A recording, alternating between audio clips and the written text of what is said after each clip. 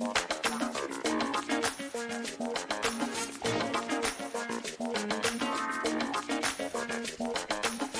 yes. Can you feel that? It's Funky Friday on the Morning Night Live. And away we go. Hi there.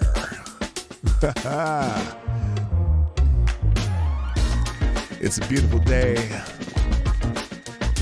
You know, it might even get up to 50 degrees where I live. That means I can't continue to use my garage fridge for all the Thanksgiving leftovers. Let's just say Lady Boomer and I made a little too much food. Maybe I should turn this down a little bit, but I'm kind of liking it. You know, yesterday I avoided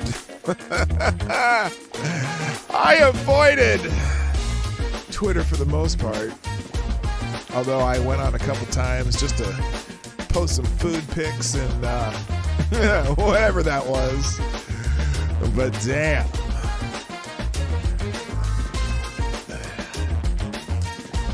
that chick right there, that one right there, you see that? She was amazing yesterday, and we're gonna laugh about it. But also, I want to show you how she is. She is so transparent in her. What's the word? Just her. Her. I can't even describe it. Just her agenda, you know? And it's just hilarious.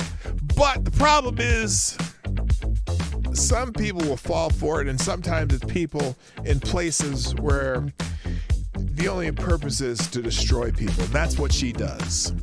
And her attempt right now is to destroy a certain CEO who ain't having it. This is going to be an interesting fight, because while she certainly has used her platform of clout du jour, because, you know, she came from the Daily Beast and New York Times and everywhere, everyone hated working with her, but somehow she's landed at the Washington Post, and now she's doing the same shit. Oops, I swore. But we're gonna wade through it. Bring your shovels, people. Let's shall we start the show? I think we shall. Johnny, stop that music and play the intro.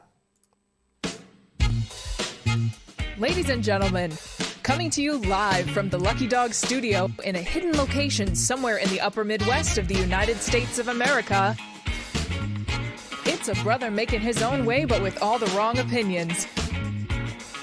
Welcome to the Morning Night Live with your host, the one and only Dawg Knight. I'm here, not queer. Get used to it. Stop the music. Good morning, everybody. Welcome to the Morning Night Live. I'm your host, Marty, also known as Dawg Knight on the internet. Welcome back to the Dawg Knight Channel on this lovely Friday, Funky Friday.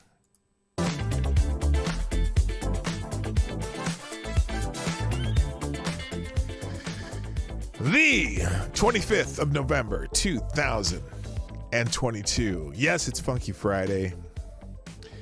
And I don't know, I might just leave this music on for a while. But anyway, thank you for joining me here today, this lovely day after Thanksgiving. I did not eat too much yesterday, although we did prepare way too much food. I don't know why. Well, I know why, because look, okay, let me stop the music. So my wife, Lady Boomer, many of you have seen, and well, you've seen her left shoulder. You've not seen her necessarily, although you see her in pictures and stuff. But you've seen her left shoulder, Lady Boomer. You know, the Mrs. Laura. She, so when we have people over for Thanksgiving, I used to work in the catering business. I was the catering manager at the St. Paul Companies. Worked actually for Marriott Management Services, but we ran a cafeteria that served about 1,500 people a day, and we did catering throughout the building. We did catering for meetings. We did catering for, we took donuts to meetings. We took full meals to the meetings. We did special, the CEO had a little dining room where he would entertain guests, and we'd bring special meals to him. We'd do banquets for 500 people. We'd do banquets for 1,000 people. We do banquets for 20 people. We do box lunches. We do all kinds of stuff. It's corporate catering in its finest, right? And when I was doing that, I got a very good sense of how much food you should prepare for X number of people. If you have X number of people, you prepare this much food. If you have X number of people, you'd prepare X amount of food. But unfortunately, in our household, when it's time to cook meals for people, including just ours, whether it's just for 2 of us or for 10 of us, or, you know, if we have a party that we expect 40 people or 50 people, or my son's graduation party, which is about 300, because my son was a social butterfly, I always had a good idea of how much to prepare, but my wife never thinks it's enough. So we go out and buy a lot more food, and I always laugh. I say to my wife, wife, you know, this is way more than we're going to need. Oh, no, I'm not sure we're going to have enough. I'm not sure we're going to have enough. And then when the event's over and we have way more food left over than we need to have, then, you know, it just happens that way. But now with Thanksgiving, we always have a plan for that. That's our plan. We're going to make an extra, we're going to make 2 meals. We're going to make 1 meal in advance. We're going to have that for leftovers so everyone can take leftovers home. And then we have the meal. Then we have our regular meal that we eat during the meal, right? And I told my wife, you know, excuse me, for 12 people, we really don't need 15 pounds of potatoes and 3 birds. Well, actually, we bought 5 birds this year. And I cooked one last week because I'd never done one. I've never smoked a turkey before. Yes, you need a very large bong for that. What the hell's going on here? There we go. Yeah, now you got the joke.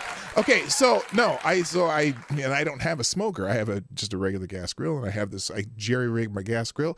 I put these foil pans that I fold over one burner, and I then poke holes in them, and I didn't smoke through there, and then I put a wet towel over the back of it so the smoke doesn't go out the back. And anyway, I smoked a turkey last week just to test the waters, okay? And so that turned out pretty good. So I smoked a turkey for this meal here, and then I also did a turkey just for leftovers to cut that up in advance and put it in a pan and threw it out in the cold and left that out there. And then I did a big old giant turkey on Thanksgiving Day. And some of you saw it on my Twitter account, if you were looking at my Twitter account. But that turkey, I cut that turkey up, and that was the meal for the day for 12 people. And I'm like, but the one she got for that was 24 freaking pounds. It's a giant turkey. Now, a 24-pound turkey, you could probably serve about 15 to 20 people with a 24-pound turkey. And because it's, you know, there's bones and stuff. It's not all meat, but you get a lot of meat off a 24-pound turkey, especially if you're good at carving the meat off of turkeys, which I am. I've been doing this for years. I can get all the meat, get it all set out. So we get that 24-pound turkey. And we did have 12 people. Yeah, 12 people. Okay. And so we get done eating, and I made this giant pan of sweet potatoes. I made this giant pan of mashed potatoes. I made a giant pan of actually, I made 2 pans of the 15-pound potatoes filled 3 pans. We'd get those half sheet pans, you know, they're half roasting pans. 3 of those, and then we had a full roasting pan of 2 full roasting pans of macaroni and cheese because you wanted to make double batch of macaroni and cheese so everyone has some to take home. And then I had a big old pot of collard greens, giant pot of collard greens, like 4 bunches of collard greens from Cub Food. They give this year I don't know why they were, but they were giant bunches of collard greens. And then I also, let's see, what else do we have? I make this corn casserole every year. I started doing that about 10 years ago. So every year that I've added to what I add to a meal. So I have all this food, right? And the 12 people get done, and half of the food just from the meal that we cooked, just for the meal part, was still there. And I'm like telling everybody, okay, look. Now, fortunately, we have a whole bunch of these, I don't necessarily they're disposable, these hefty, food trays, things you can, with covers and stuff. And I'm trying to get them to take as much as they possibly can. 'Cause I got a whole nother meal in the cooler, which our winter fridge is called the garage, right? I have a whole nother meal in the winter fridge, right? And so I'm like, please take as much you can. Now, fortunately, like my daughter, my son-in-law, they took a whole bunch, and they took enough probably to take, 3 more meals for the week. And then a couple of the other guests took it, and we made, then the one couple that came, yeah, we were like, they were the last ones there. Well, I had already gone to bed because I had to go to work this morning at 1 in the morning or 2 in the morning. But anyway, so then we made them take a whole bunch, but we still have a shit ton of food. Kay, by the way, I have some smoked turkey for you, Kay. And a whole meal. So anyway, I just have all this food left over still. By the way, I didn't get any dessert last night because I was already full and I needed to go to bed because I had to get up early. And so I had pumpkin pie and pecan pie for breakfast this morning. That was really good. And I do have my cup of reparations with me, cup of coffee, right? And so anyway, should we do the show? I don't know. Dawg Knight, you want to get rid of it, you can send it my way. Well, Tyre, don't you live you live like 800 miles away from me. I can't do that. What does Dawg Knight do for a living? Well, this right now, I work for UPS right now, and I do this show, and then I have a little side gig in the afternoon, and I also do some buying and selling of items that are legal. That I do a little bit of that on the side. I have kind of multiple things I do. I got out of the finance industry about 10 years ago. 10 years? Oh, it's been longer than that now. No, 10 years ago, 2008, 2007. Oh, wow, it's been 15 years I've been out of the finance industry. Anyway, all right, so anyway, let's get into the show. But before I do that, I'm going to say good morning to everybody, like I always do, who's already here. Unfortunately, I had a little trouble with Rumble this morning. Oh, dude, I never even noticed that they started doing that. Okay, I had a little trouble with Rumble this morning, so I'm not streaming on Rumble today, but I will have a replay on Rumble just in case this stream gets yeeted. I don't think it will. I'm not going to say anything that can kick me off YouTube today, but in case, there will always be that opportunity. And normally I stream both on YouTube and Rumble. I don't know what that particular glitch was, but let's go ahead and say good morning to everybody. It's Funky Friday, so I'm going to put the music back on, at least for this part. Yeah. I like these grooves. This little, what is it? Epidemic Sound. I do all my music's for Epidemic Sound. If you are a person who does videos or streaming and you need, what happened here? Why did that happen? Well, for some reason, this jumped. I know who was first though, so I'm going to make sure we fix that. Anyway, I like using Epic Sound because I don't get copyright claims on the music because it's a subscription service where you get the music. They do not, this is not an ad for Epidemic Sound, but if you're ever wondering where I get the music from, that's it. First in the chat today, I know it was Tyre Alexander, even though my chat jumped. So Tyre Alexander, you get the bell for being first. Thank you, sir. Now, also in the house, in no particular order, we'll start with my favorite Canadian Jaeger pony. What's up? Good morning, James Colley. Yes, woohoo! Happy Friday of color. Yes, it's a Friday of color. And I already said Tyre Annis Alexandrius Tremerlich. Good morning also to Septus Wolf, Advocatus Diabli, I said James Colley, Civic Magic at Melly D's in the house. Maddie, good morning, my friend. we gotta do. Hey, Maddie, we gotta do some eating of the Cuban food. I heard your mom was gonna cook for us, and also good morning, Ronan, if you happen to be around. Also, good morning, unacceptable views, another Canadian friend. Good morning, Big Dro, what up? Good morning to Select a Boy. There it is. Boy. Also, good morning, Kay. Kay, I followed Kay on Instagram. Kay, you're a lovely young lady. You have some nice pics in there and a lot of good memes too. Also, good morning to Mike Savage, Blarg. Good morning to, is that everybody? I'm kind of figuring this out. Let's see. Big Drew, I said Big Drew. I said Melly D. Who? No, is that it? Is that all? Oh, Aaron Meredith's here. What's up, Aaron? All right, I'm figuring it out. Gulf City DCC 182, aka Blink, is here. Nice to see you. And, all right, there we go. Anyway, so... shall we get into it today? There's a lot of stuff going on right now. Let's talk about what's trending on Twitter first, though. I'm going to turn this music off because it distracts me. I don't know if it distracts you, but it distracts me. And the reason I wanted to go to Twitter, because, boy, yesterday, so it's Cool Frog, what's happening? So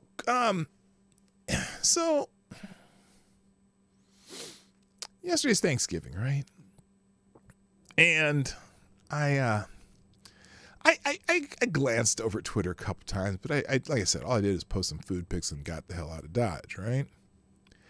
And what's this? What's going on here? Totally slipped my mind to this post yesterday. Oh, okay. Now I'm gonna show you something. This is our friend Scribe Light, who may or may not show up around these parts this morning. Oh, he's okay. He's already seen my Twitter page. Scribe's somewhere around here. And if you are listening, Scribe, Dog Thrapple. Okay, so anyway, this is kind of fun.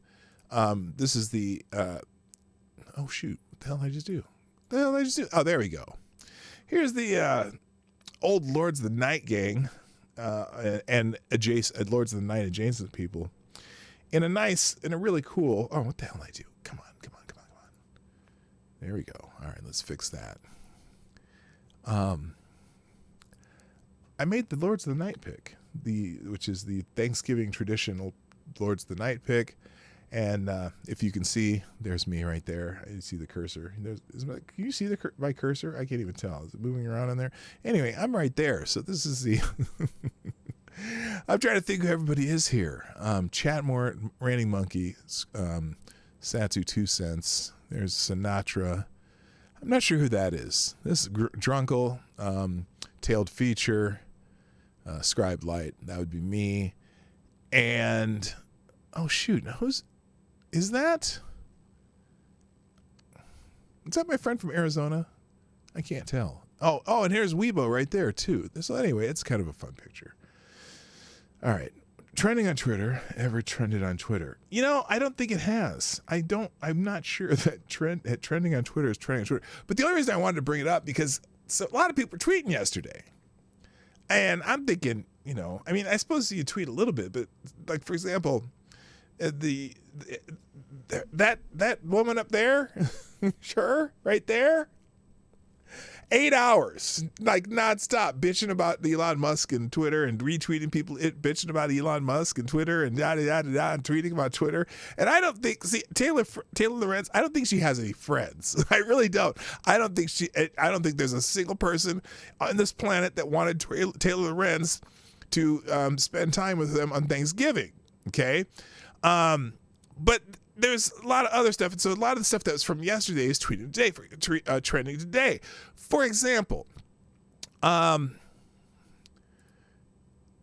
Goldberg is trending today. Okay. And I don't know why. I'm just going to go down this list and try to get through these trending things real quick. Whoopi Goldberg, apparently, now that was when she announced she left Twitter.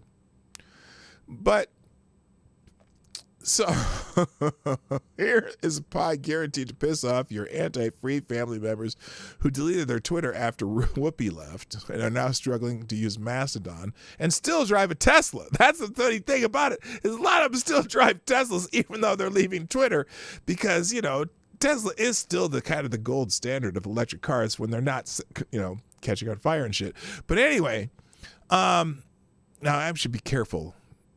Part of the problem though, so yesterday, I guess, or I don't know if this is on the View yesterday or the day before, but she's really, really paranoid about stupid 19. You know what I'm talking about. I use a pseudonym for the disease that shall not be named on YouTube. She's really, really, really upset about stupid 19, and so she's really, really got incensed about the fact that it's coming back. The View panics over COVID because Whoopi got it. Oh, no, that's on November 15th. Wait a minute. That's not the one. But that's not why she's trending. What the hell? Why is she trending? I mean, everyone's talking about Whoopi. She must have done something yesterday. 1 year ago, Whoopi Goldberg said the Holocaust was white people killing each other. As a survivor of this genocide, I was horrified to hear of the Holocaust inversion. This week, she questioned the designation of Hamas and Taliban as terror groups. Okay, no surprise there. I got to make sure I'm not. You see, here's the thing: I can't scroll on Twitter anymore without checking what's first. Why is she? I don't know. No, I can't show that. No, I can't. Okay, this meme is just mean. I shouldn't do it. I'm going to show it for a second, and then I'm going to get rid of it right away. Okay, there it is. You figure it out. That's rude. That's just wrong. That's as long as I'm going to show that picture. It's funny, but why is Whoopi trending? When you're trying to sing a hymn for the divine office and are triggered by early memories of Whoopi Goldberg. Oh, well, this is a good one because she announced her departure from Twitter. Ladies and gentlemen, this is not the airport. You do not need to announce your departure. So anyway, Whoopi loses it live on that's the 24th. This is yesterday. Okay, let's see what this one is. Well, I hate conservative brief though. It's a pain in the ass because they. Oh, I forgot I have ad blockers now. So anyway, Whoopi Goldberg erupts. This will kill you. Jess, my wonderful son-in-law, and Trippy Liberty are both in the house. Welcome. So, ABC The View's co-host Whoopi Goldberg had a meltdown for the ages on Wednesday and slammed critics of Dr. Anthony Fauci. Oh no! You cannot criticize Dr. Anthony Fauci. Is there a clip? I want to see the clip. Here it is. Let's watch the clip. I don't want to hear. I'm not going to read anymore. I want to watch the clip, and then we'll go through the article. Here's the clip. That suggestion set people's heads exploded from outrage. Really? A lot of conservatives who posted about how much they hate Dr. Fauci, that they'd rather get COVID than ever test again. Let me explain something to you as somebody who's just come off it again. Yeah, not a nice. Yes. Oh wait, whoa. Because, Hold up. Because I've had it twice. I know. Unfortunately, I'm not in one of those high risk categories, but I've had it twice. The first time it was a little bit disconcerting, and the second time it was like cold. But anyway, good morning, Asian Research Directorate. But she's had it twice, and she's really, really, really, really nervous about it. Maybe she thinks that would kill her, but not concerned with the obesity. Well, now we don't have to go there. Yeah, we do. Anyway, let's see what else she says. Let's finish this. I came off a tough ass COVID, okay? You don't want to get this. It's not funny. No. You don't want this. This will kill you. What's the matter with you people? Well, the reason it didn't kill you is because you've been boosted. Yeah. Really? It didn't kill me. The first time it didn't kill me, and that was that was the bad strain. It didn't kill. In fact, it didn't kill about 100 million people. The first strain, because about 100 million people got it, And then, and then between subsequent strains, it's been, we're up to, 2/3 of the country has had it, if you didn't know that. I think that's right. I was looking at Worldometer the other day, and it was like 200 million people in the United States have had COVID. And it's killed 1 million, which is awful, right? Alyssa, hi, honey. Hi, K-Shawl. I call you honey, too. Everyone say it, Allie P. Or hi to Allie P. I didn't say Allie P. No, say hi to Allie P. Anyway, holy shit. But, people weigh their risk and whatnot. And, get off of this. Anyway, let's see Joy Behar be a clapping seal. Yes. Okay. If you're not boosted, you could die. That's the point. People write on Twitter or someplace, you see, Whoopi got it, and she has the vaccinations. Yeah, but Whoopi's sitting there. She's not in a casket, thank you. And I'm immunocompromised. But that is the point. They don't seem to understand. No, no, we do understand. And people who are immunocompromised, Right. People who are immunocompromised are at risk and absolutely should be vaccine boosted. Absolutely. I don't doubt that. No one's saying they're not. The idea that you should have your 5-year-old take it, I'm not so sure. I'm not, and people got to make their own decisions about that. But if my kids were 5, I probably wouldn't because the risk is so incredibly low. But, you got to make your own decisions. But whatever.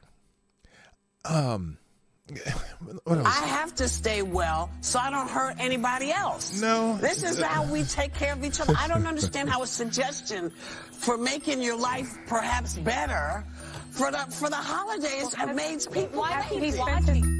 Okay, so anyway, now this is because they were talking about Dr. Fauci's final briefing, and here's how they finished this. Before he steps down, reporters tried to ask about Super 19. Fauci encouraged Americans this week to get vaccinated and boosted ahead of the holiday gatherings, and so on and so forth. So anyway, Representative Andy Biggs, Fauci is scheduled to give a final briefing today before he leaves the government. Oh, I'm so sad that he's leaving. Here. What's wrong with this thing today? There we go. Your life makes me sad. He thinks that resigning will prevent him from being held accountable. He's wrong. We'll be bringing him in ASAP. Yes, they're going to have some pointed questions for Dr. Fauci.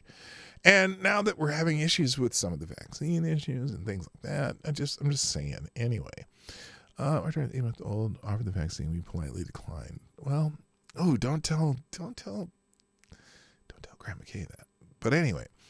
But again, the risk factors for children who without other risk factors are very, like infinitesimal. Let's just put it that way. So there's a whole thing on here. Fauci is giving EcoHealth more taxpayer money even after they violated their last contract by conducting risky research at the Wuhan lab. Outrageous. That's not good. They're still funding EcoHealth. Wow. Anyway, I'll leave this article. This article will be in the links. I forgot my ad blocker. I don't get all the ads, but you may be inundated. Let's move on. What else is going on? Black Friday's trending because it is Black Friday. Now, again, I better not scroll through this without checking what I put on here first. But there's it's Black Friday. Happy Black Friday, folks. Get those bargains. This is there's some Black Friday memes on here. This is a good one. Let me put this on. Make sure I get it to fit on the screen. All right. Wednesday, $8.99.99. Hold. Thursday, $8.99.99. Hold. Black Friday. Here, let me put this full screen because I don't know if you can read that the way that is. Oh, on Black Friday, they're scratched off $1,099.99, marked down to $899.99. Yes, that's a bargain. That's a funny one. I like that one. What else? Let's see what else is on the Black Friday. Again, I got to be careful because I don't want to scroll down and have a penis on my screen. Let's see.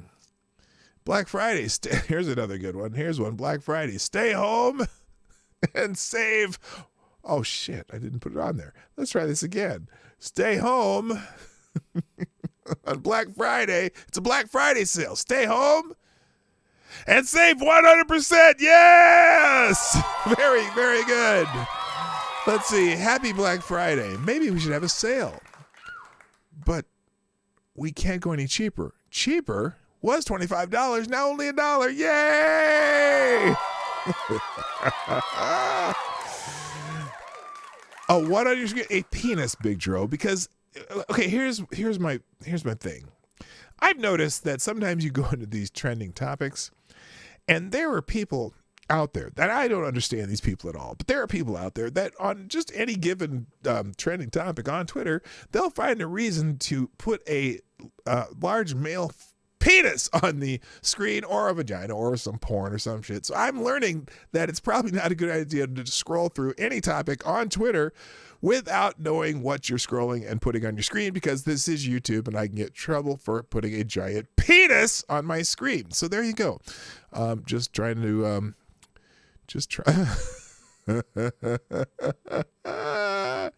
okay, wait. These are some here's some Black Friday deals. Here's some Black Friday deals for you. So this is, I don't know what store this is.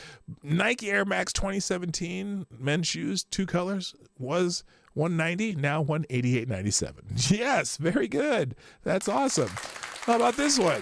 We got the Nike Sportswear Club Fleece Men's Crew was $40, now $39.97. Yes, there you go.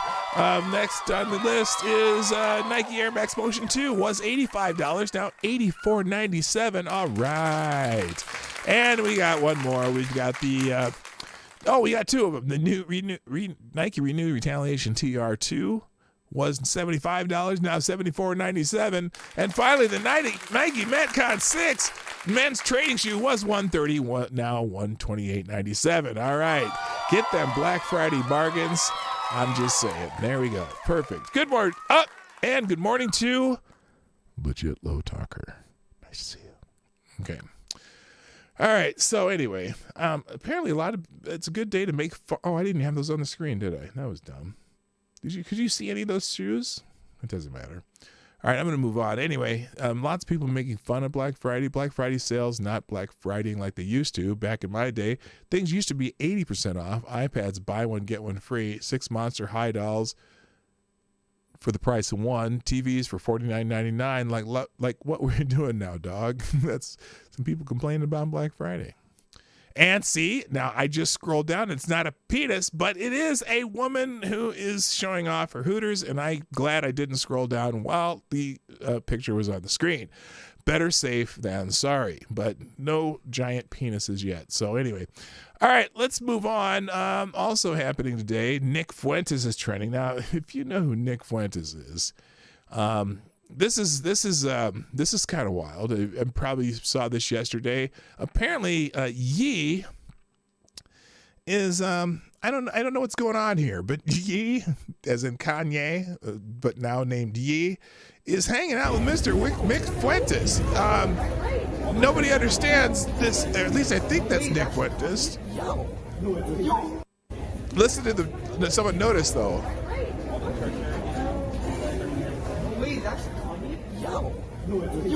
They noticed it was Kanye, but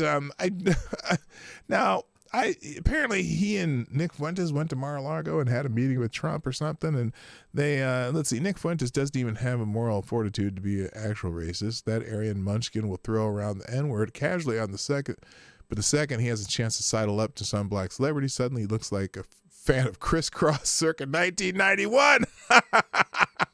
That's funny. So anyway, Nick, and now if you're not familiar with Nick Fuentes, he's kind of he's a weird little dude. He's kind of on that not necessarily white supremacist kick, but that kind of white nationalist kick.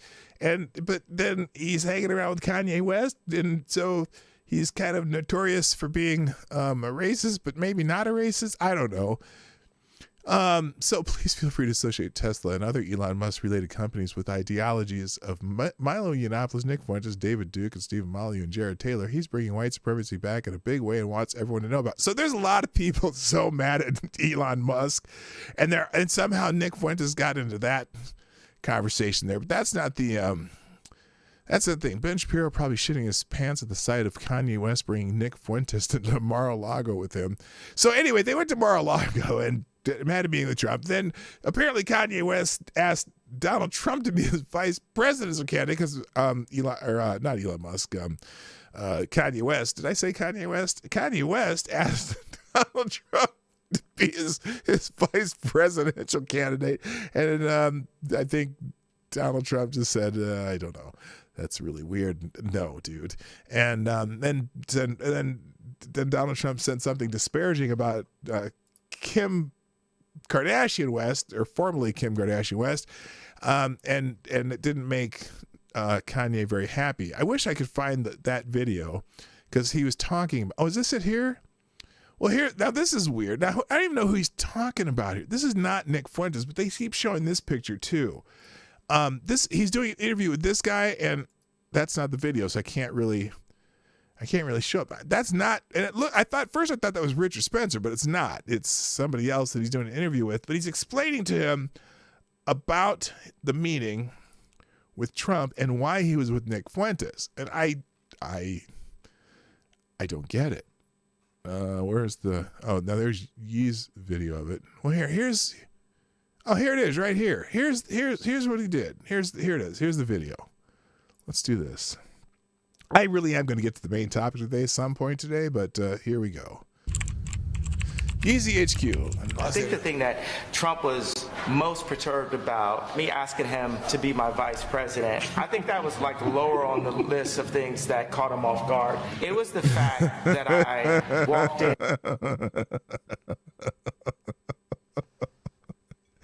He's classic. I'm just saying. He's just, I mean, I don't know if he's trolling. I don't know what he's doing. I don't know, but it's just, it's pretty amazing. Let's just say, I don't know if his units would fit in a Baldo, if you know what I'm saying. Anyway. On the list of things that caught him off guard, it was the fact that I I don't know what it is with the boots. These boots right here. Is he going fishing? Is he walking through a hurricane zone? I don't know, but it's just Yee. That's just Yee, and I respect Yee for his talent and some other things. And sometimes he says shit that makes me go, "Ooh, I shouldn't probably talk about Yee too much." Anyway, I walked in with intelligence. So Trump is really impressed with Nick Fuentes. And Nick Fuentes, unlike so many of the lawyers and so many people that he was left with on his 2020 campaign, he's actually a loyalist. When he didn't know what the lawyers is, you'll still have your lawyer list. And when all the lawyers said, "See that? Oh, you see what he did there? He did a rapping thing there. Don't know who the loyal is. He's something loyalist. That's pretty clever." Get it? Trump's done. There are loyalists running up in the White House, right? And my question would be, why, when you have... Wait, is that Nick? He's not married. Is he married to his sister? I didn't know that. No, that's not Nick. I don't know who that is. No, that can't be right. Why, when you had the chance, did you not free the January 6ers? Oh, that's a good question. But he didn't have a chance because they weren't arrested yet. They didn't arrest the January 6ers until after. But he said he'd be willing to pardon them if he became president again. That's interesting. I came to him as someone who loves Trump, and I said, go and get Corey back. Go and get these people that the media tried to cancel and told you to step away from. He basically gives me this would-be mob-esque kind of story, talking to some kid from the south side of Chicago trying to sound mobby or whatever. He goes into the story about all that he went through to get Alice Johnson out of jail and how he didn't do it for Kim, but he did it for me. But then he goes on to say that Kim is you could tell her. Disgusting human being. I don't know why he bleeped that out. But anyway. Said that. And I was thinking, like, that's the mother of my children. Since we know, and all the Christians in America that love Trump know that Trump is a conservative, we're going to demand that you hold all policies directly to the Bible. When Trump started basically screaming at me at the table, telling me I was going to lose, I mean, Has that ever worked for anyone in history? You're going to lose. Tell him he's going to lose. I'm like, well, hold on, Trump. You're talking to Ye. Okay, so anyway, he's starting his campaign, Yay 24. So anyway, but that's why Nick Fuentes was trending, because he was with Kanye West and they went to Mar-a-Lago together. I don't know. Holy smokes. Anyway, all right, let's move on. Robert Reich is trending, and I'm only going to read this dumbass Robert Reich quote after, because we went through this. I think I mentioned this before, but this is Robert Reich on how to deal with your right-wing Uncle Bob over the holiday. Watch our video for some pointers. I didn't see the video. Here's the tweet first. Let me show you the tweet first. Here's the tweet he did. Here's what. Oh no, that's Elon Musk one. Where's the one? He's talking about what Elon Musk. Everyone's pissed off at Elon Musk. All the people who think that Twitter was their personal playground and they could be free to be assholes, and when we weren't allowed, the rest of us weren't allowed to be. Now they're feeling that the even playground may not be the thing for them, and it's kind of funny. I laugh at them. But anyway, this was his thing about how to Oh damn it. I hate it when that scrolls when you don't want it to. Oh, this is the other thing. Yesterday, today is a good day to remind that whitewashing American history is how white supremacy thrived. Now, look, you little 5-foot twerp. We understand. We know what happened. Okay, we know all about that. I don't care. Oh, Elon trolling Robert Reich for $8 makes me think he shouldn't have fired his accounting group. Whatever. Ah, damn it. Now, I hate it when it scrolls because I wanted to play that. Where's the video? Robert Reich video. Robert Reich. Oh, here it is. Okay, get ready just to say FTG. By the way, that was yesterday. Well, I didn't have a show yesterday, so I couldn't do the FTGs yesterday. Well, here's Robert Reich's little stupid video, and we're going to watch it because I have some extra time today because I don't have my other gig anyway. So here we go. Here's Robert Reich's stupid video. Robert Reich at MoveOn.org. Oh, he's paired up with MoveOn.org. So you know that this is going to be some sage advice. And I don't mean the sage that's in your stuffing that you had yesterday for Thanksgiving, because that's in your belly now. But now here's the Robert Reich with some sage advice for what to do over the holidays, how to make friends and piss off relatives. Holidays with the family are great, but they can sometimes be complicated. Oh yeah, sure. Like you have, especially if you have a Robert Reich at your table. Everybody's short. Well, the two ends. Is that his brother? Like that's another short dude. It looks like this is like Danny DeVito size short, but Robert Reich is Danny DeVito size short. But anyway. Holidays, Uncle Bob. What's good about him?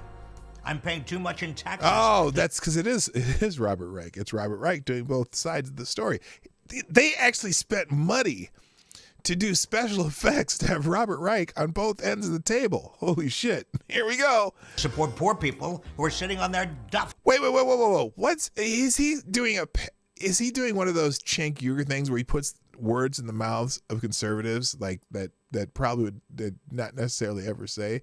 Or even if they did, it's not like this. Uncle Bob, what's good about him? I'm paying too much in taxes to support poor people who are sitting on their duffs. Good old Uncle Bob. Okay, first of all, I'm going to say thank you, Tyre Alexander. Tyre Alexander is the first and the only, well, not the only, well, the only so far, but thank you, Tyre Alexander, and for dropping the tip jar, the small bullet. And you are the new Streamlabs Superstar sponsor of the day. Thank you, Tyre Alexander, who says, oh, wait, it's Funky Friday. Tyre says, those two things aren't mutually exclusive. You can be the mother of someone's children and still be a disgusting human being. Well, that's the truth. Kanye, I applaud your ego, but God, calm it down, brother. Remember, smugness levels are measured in Kanye's for a reason. Oh, my Tyre. That is spot on. Thank you, sir, for dropping some coin in the tip jar. By the way, I haven't mentioned this today.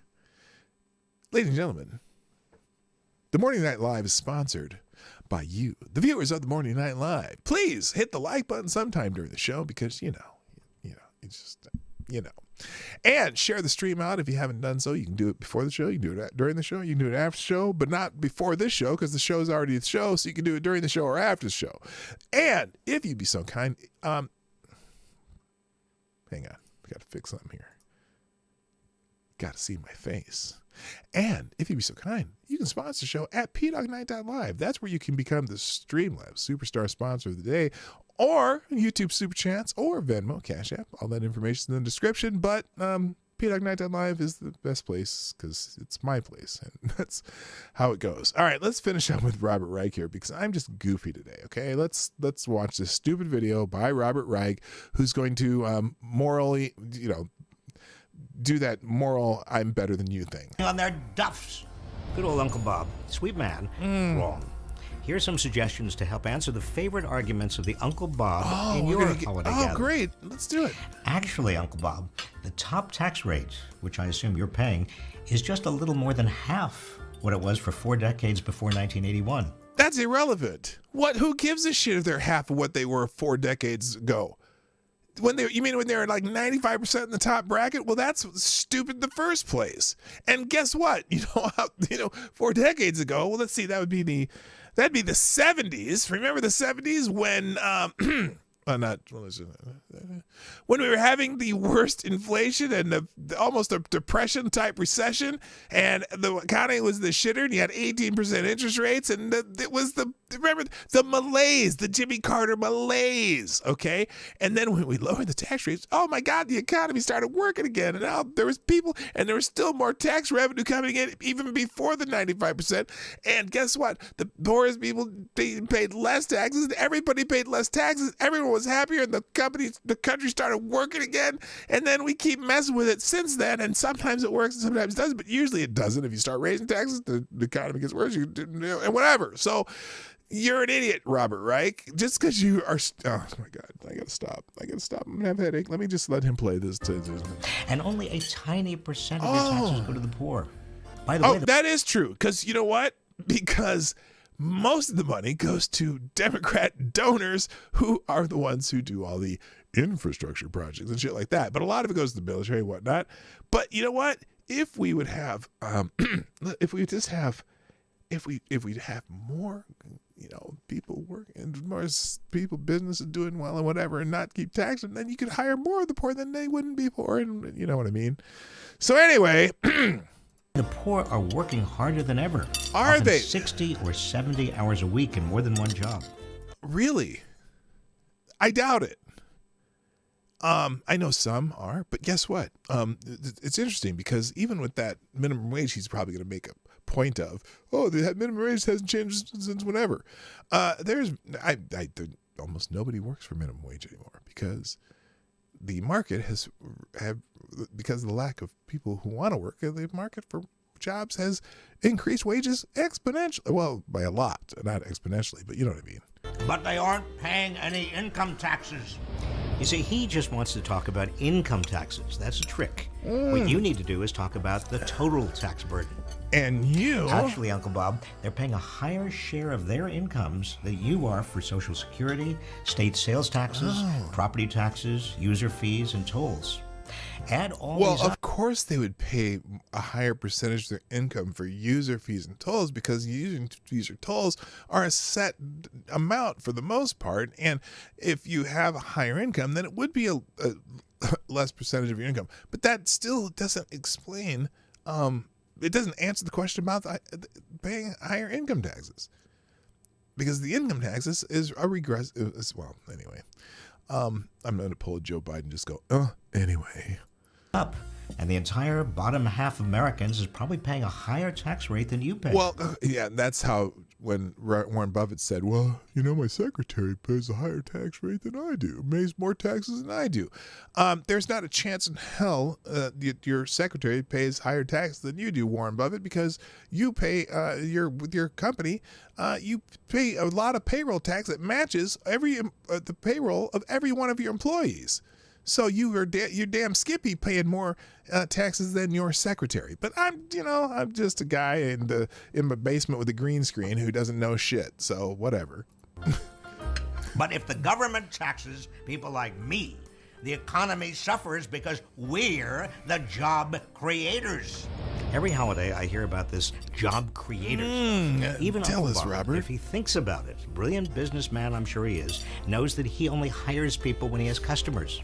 Actually, Uncle Bob, the real job creators are the vast middle class and the poor, whose spending motivates companies to that's add how he jobs. does it. Without Well, guess customers- what? If you're a business owner that provides a service that people want to buy your shit, you have to employ enough people to move your shit around. So, yeah, that's kind of a. This is just a. This is an argument that Bob, either one, makes to make it sound like, oh, it's everybody is, every boat. Look, every boat rises with the rising tide, right? This is true, but still, it's the entrepreneur who takes the risk to create a business that still is the one. And I'm not one of those entrepreneurs. I admit it. I'll go work for UPS or I'll go work for, somebody else. And I'm fine with that. If that person makes more money than me, it's because I'm not that entrepreneur. I'm a little bit averse to risk. And I know that my job, or that person who took the risk, is a little more steady, and I'm fine with that. As long as I can live a nice life like I do, it's okay with me. But because I'm not envious of that person. Okay, There'd be no jobs. That's the real economic problem. Yes, there would be jobs. That's a complete lie too. The other problem is, you know what your job would be?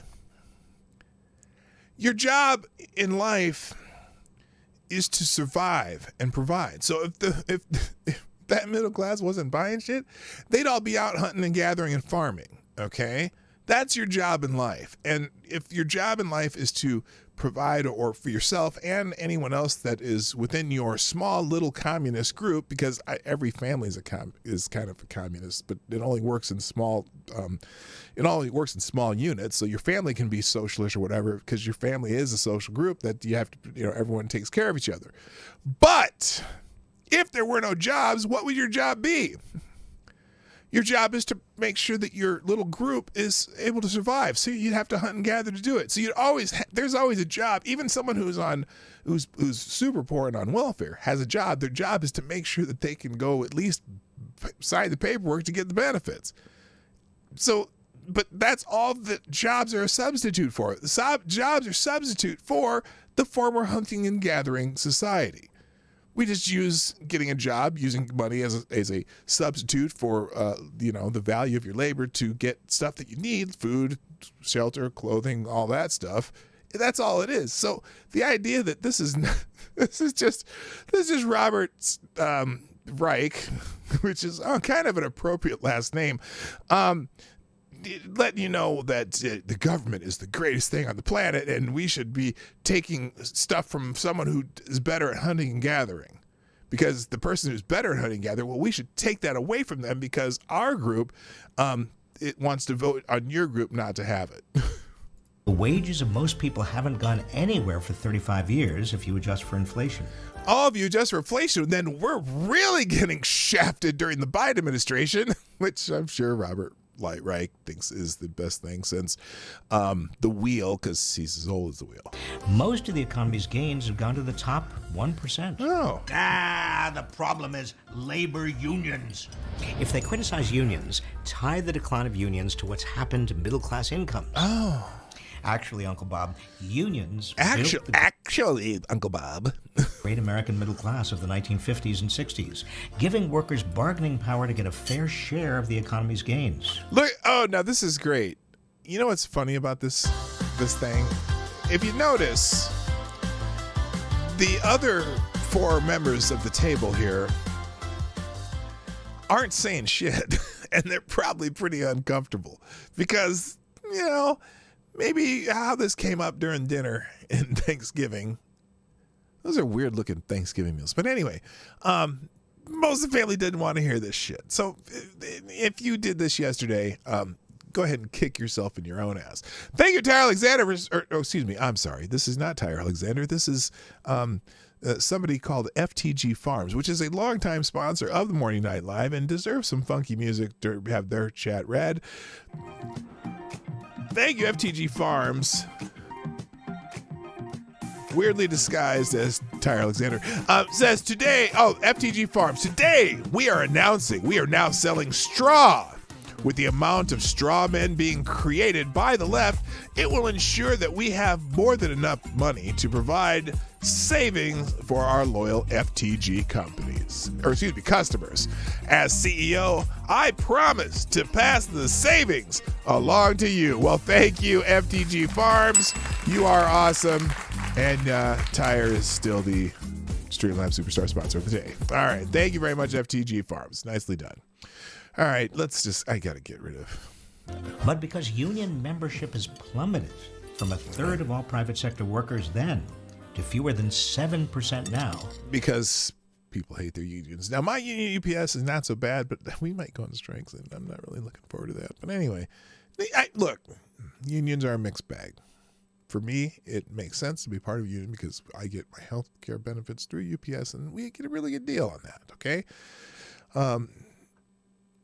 Now, does it always work out better for you to be in union? Well, it depends on what industry you're in and if your entire industry is unionized. If parts of your industry are unionized, sometimes it doesn't work to your benefit. There are places where, the people who are not unionized, the sections that aren't, get better pay raises, different things. But there are certain benefits to unions. It just depends on what you do.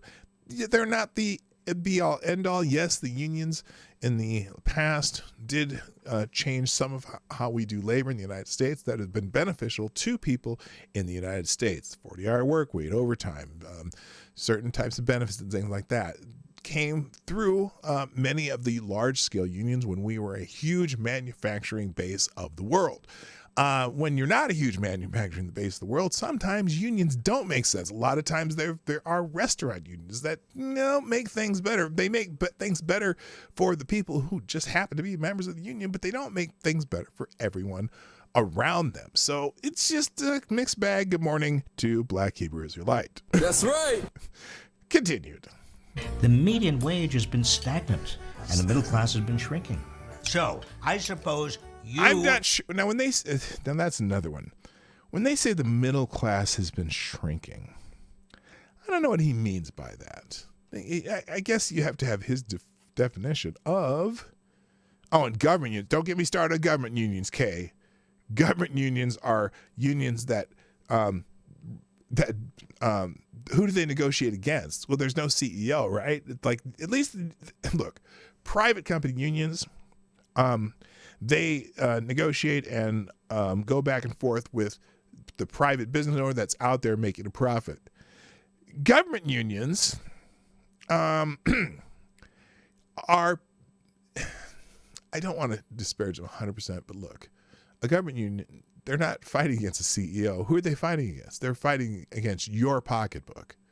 So, and often government unions somehow find a way to find unlimited possibilities because they only have to convince your city council or your state government or whatever, local school board or things like that. And they have an inordinate amount of power. And the other beautiful thing about government unions is they can vote and get the government to give them more money so that they can use their money that they already have for union dues to lobby that same government. Wow, what a great thing that is. And they just think, oh, yay.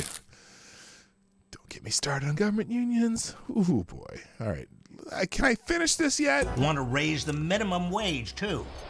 I knew you'd bring up the minimum wage. Guess what? Nobody works for minimum wage anymore. In particular, because look, minimum wage is useless. Why would you have a national minimum wage when the cost of living is completely different in, let's say, Hudson, Wisconsin versus New York City, or San Francisco, California versus North Bend, Nebraska? The cost of living is different. A national minimum wage makes no sense whatsoever. But he's going to talk about how the minimum wage never gone up since 80 something. Guess what? Minimum wage, that $7.50. There's no place in the Twin Cities that I can find that pays a minimum wage. Fast food restaurants in the Twin Cities start at $13, $14, $15 an hour. Warehouse jobs in the Twin Cities start at $19 an hour. What's the minimum wage? 7 something. I don't even know because nobody knows what it is because no one's paid it. in the Twin Cities. Ready for this one? Here it That'll is. mean fewer jobs, because with a higher minimum wage, employers will substitute machines or send the jobs abroad rather than pay people more. Actually, Uncle Bob, research shows a higher minimum wage creates more jobs. Whose research, Bob? Excuse me, Robert. Whose research? I hope you cited this. Because people spend most of their paychecks in the local economy, thereby fueling job growth. And it's also good for employers because it leads to more loyal and reliable employees. No, it doesn't. Holy shit. Look.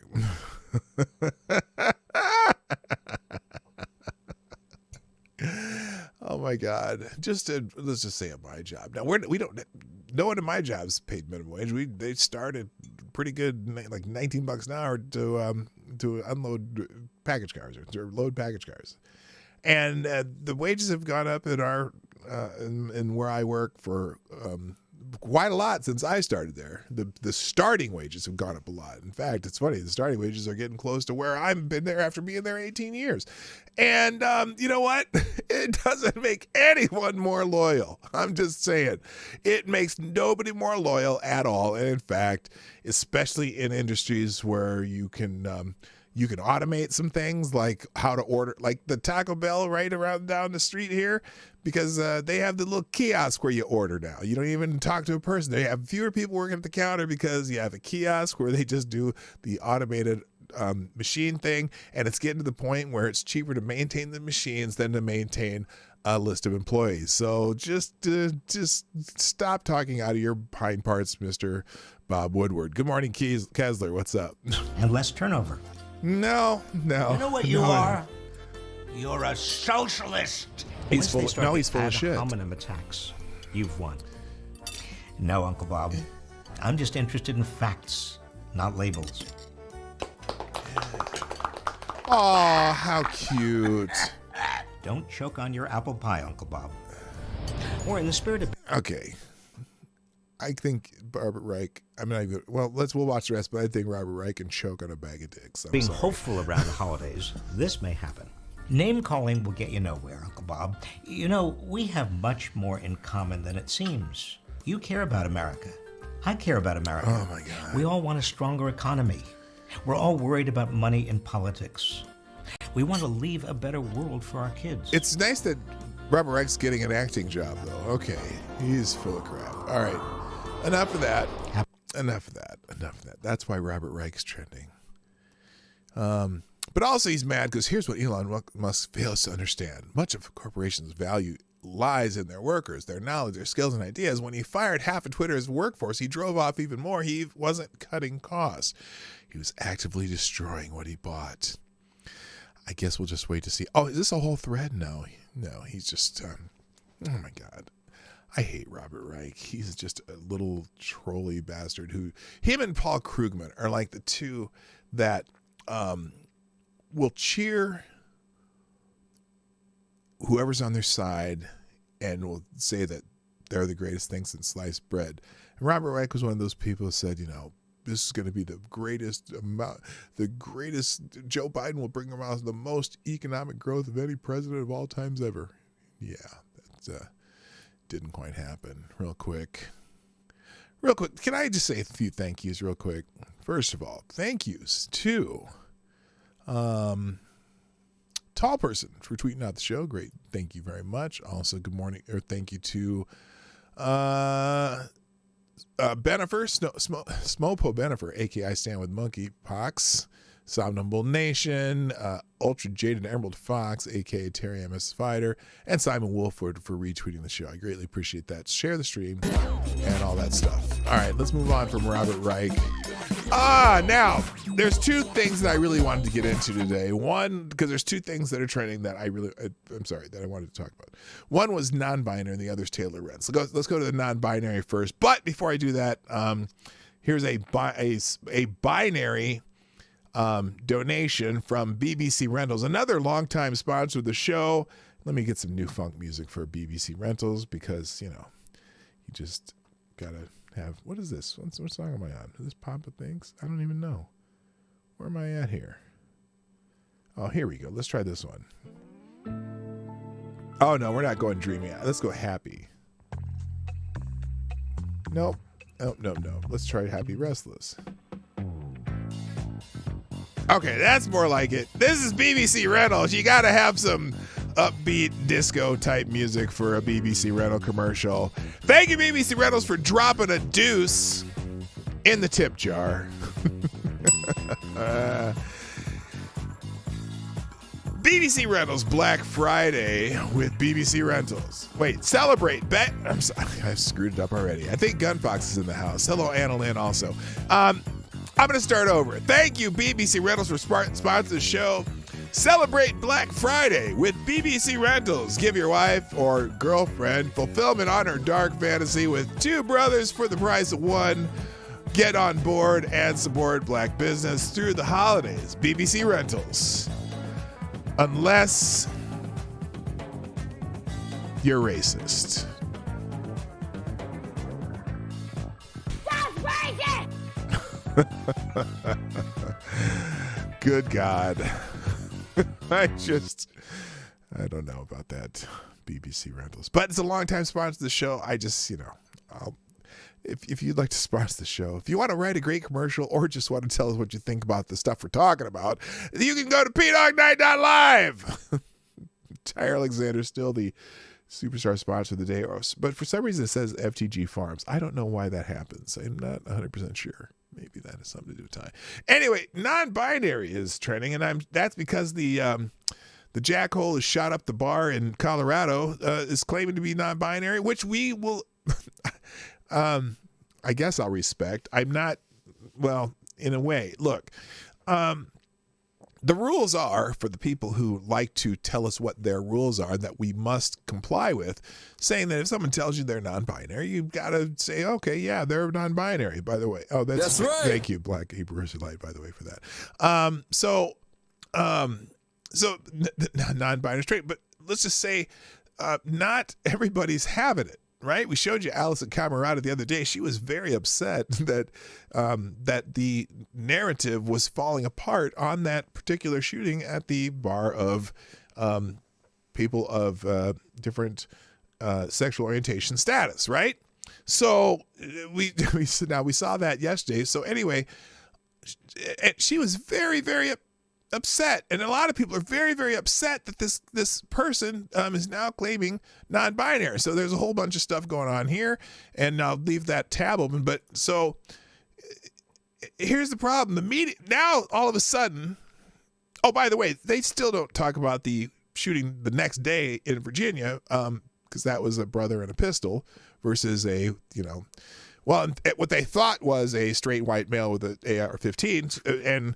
But anyway, it's just saying, or not Virginia. There was another one. Oh, there was a shooting at a Walmart in somewhere and that was a brother too, that just went in and shot a bunch of his coworkers. But that mass shooting is not getting the play that the non-binary dude in Colorado is, who they claim is, well, I'll tell you in a minute because they're kind of complaining about the non-binary part. But anyway, now the media is trying to make this person sympathetic all of a sudden. Now, just a couple days ago, before the words non-binary started blasting over the airwaves, they were just like, oh, this is the work of the right-wing, mob that is doing stochastic terrorism by talking about the hospitals that are transing kids, right? And then because there was all this right-wing hate and right-wing that, and Matt Walsh and the libs of TikTok, blah, blah, blah, blah, blah, blah. But now all of a sudden, the tone of the articles has changed. For a couple of reasons. One, they're all confused because they're trying to use they, them pronouns, which doesn't work very well when you're trying to write articles like this. But also they're trying to make the guy suddenly sympathetic. We're starting to actually learn about these people, this person that, because they couldn't find a bunch of social media shit that said he was out there, following libs of TikTok, right? So anyway, here's the NBC News tweet, and we'll get to the story. As the 22-year-old arrested in the deadly rampage at Colorado Springs LGBTQIA 90210 club made an initial court appearance and was ordered held without bond. Pieces of the suspect's past are slowly emerging, and they point to this article. tumultuous past surrounds the suspect in the Colorado Springs Club Q shooting. Oh, we're going to learn about his tumultuous past now. Does that sound a little bit sympathetic almost? Not that this is a shitbag who shot a bunch of people in a bar. Oh, no, it's his tumultuous past. Because, see, they're not finding a whole lot of stuff on the guy. But, oh, no. Since they can't find a bunch of stuff on the guy who's now calling himself non-binary and they're stuck with using the they, them pronouns, and you'll notice this in these articles, it's annoying. Now they're going to look at another level. They're going to look at his father and look at the people around his neighborhood and shit like that and find out, oh, well, those are bad people. So at least we can still pin the badness on somebody in his family to make it look like he's just a victim of this bad man and his family. So here it is. Is this the article? Let me refresh this. I don't know if that's the right one. All right, here we go. So here's the report on NBC. Here it is. And they talk about him appearing in the hearing. Yeah, Chris, this was a very to the point, straightforward first appearance that was meant to serve as an advisory hearing. We did see the suspect appearing by video link. The thing lasted for maybe all of a few minutes or so. I don't know if you can see this. Dude got the shit kicked out of him, which I'm all for that. You go and start shooting up people at a bar, I hope you get the shit kicked out of you. Oh, by the way, when that happened, I pay attention to Twitter a lot. Hello, Rotten Corpse. How you doing? Why was Kessler timed out? Was that an accident? I hope that was an accident. I don't know. What did Kessler do? What did you do? Oh, I see. I don't think he meant to do that, Kessler. I'm sorry. Anyway, he got the shit kicked out of him. Now, one of the things I saw that people were banning about when they heard that someone in the club tackled the guy and started beating the shit out of him, okay? They were making a big deal. Oh, these brave LGBTQ people all went and tackled the guy, and they were heroes, much more than all those armed police officers in Uvalde. The armed police officers in Uvalde, they're a piece of shit too. They should have gone in and saved those kids and their lives be damned, because that's what their job is, even though some courts said that that's not their job. But anyway, the gay people are so much more brave than these police officers who have guns and blah, blah, blah, blah. Then you find out it was a combat vet that was with his daughter, whose daughter's friend was doing his adult daughter, by the way, his daughter, who was supporting one of her friends who was doing a drag show. And so that's why the combat vet was in there. And that was the combat vet who tackled the guy and beat the shit out of him. And then all the gay people started kicking and hitting him and stuff, whatever. So anyway, but they beat the shit out of him. And that's great because he's an asshole. But anyway, where's the rest of it? That was the tangent. Tangent alert. Just to make sure the suspect understood the charges, understood the rights. Looks like shit. I will say, it was very hard to see some detail on the... Oh, wait, did they say he, though? Did they misgender him? Charges, understood the rights. Wait, they just said the suspect. See, NBC's avoiding pronouns altogether. I will say, it was very hard to see some detail on the face of the suspect, but it appeared to be, that the suspect was in pretty rough shape. As we all know, that suspect was, beaten during they kicked after the that shit shooting. Out of him. It's something the police say they unequivocally beat his saved ass. lives due to the bravery of people inside there. Okay. But even when the judge asked for a name, the suspect had a hard time speaking. So did you get? Did they punch him in the throat so he couldn't talk to? Good. I don't care. He's going and randomly killing people. I don't give a shit. Okay, anyway, as the 22-year-old arrested in the Red Ranges, Colorado Springs, I'm sorry, I'm mumbling. Let me be a little more enunciative. As the 22-year-old arrested in the deadly rampage at a Colorado Springs LGBTQ club made an initial court appearance Wednesday and was held without bond, pieces of the suspect's past are slowly emerging, suggesting a volatile upbringing and a fractured family life. Now, do you think they gave a shit about that before he said, I'm non-binary? this is just the framing of this right from the beginning becomes sympathetic. Isn't that weird? All of a sudden. Oh, then forget about that Walmart shooting. That was a black guy with a pistol. They don't care about that. It's just some, whatever. And that's me as a black man saying that. We noticed that shit too. Like, we noticed that every commercial on TV is full of black people, and to see a white straight couple is like, oh, look at that. I'm like, whoa, that's different. There's a white straight couple in a commercial. Anyway, Anderson Lee Aldrich's father said in an interview Tuesday with the CBS affiliate KFMB in San Diego that he believed Aldrich had died by suicide several years ago, and that only this year did he learn otherwise. So he didn't even know his son was alive. That's unfortunate. Aaron Brink told the news station that he had mourned the loss of his child and had gone through a meltdown. Brink said his ex-wife told him in 2016 that Aldrich was dead. Aldrich was born Nicholas Franklin Brink before the petition for a change of name was filed in 2016. And a court anyway, I'm not going to read this shit. They're all sympathetic about him now, though. Just the headline alone, a tumultuous past. And they have this line, suggestive volatile upbringing, fractured family. So they're already, they're making excuses for him, where before it was, a shitbag white supremacist who was influenced by Tucker Carlson and Matt Walsh probably did this. And, this is absolutely a reason that we should shut down speech of people complaining or people who are criticizing hospitals doing, mastectomies on 13-year-olds. They need to shut up. Really? Oh, non-binary. Oh, he had a tumultuous past.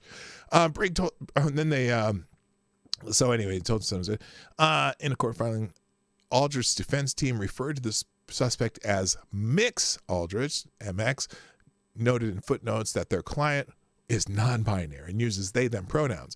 There was no further elaboration, and Aldrich's defense lawyers could not immediately be reached for comment. Now, I'm looking in this article. This is the part that I'm finding, though.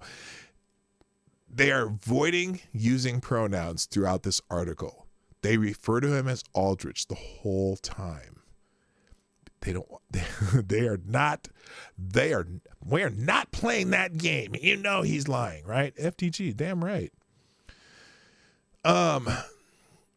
According to court documents filed in Bexar County, Texas, the name change was requested because Aldrich, who was turning 16, wishes to protect himself and his future from any connections to birth father and his criminal history. Father has had no contact with the minor for several years. Filing was first reported by the Washington Post. At the time, Aldrich was living in Texas with grandparents and legal guardian Pamela and Jonathan Poland.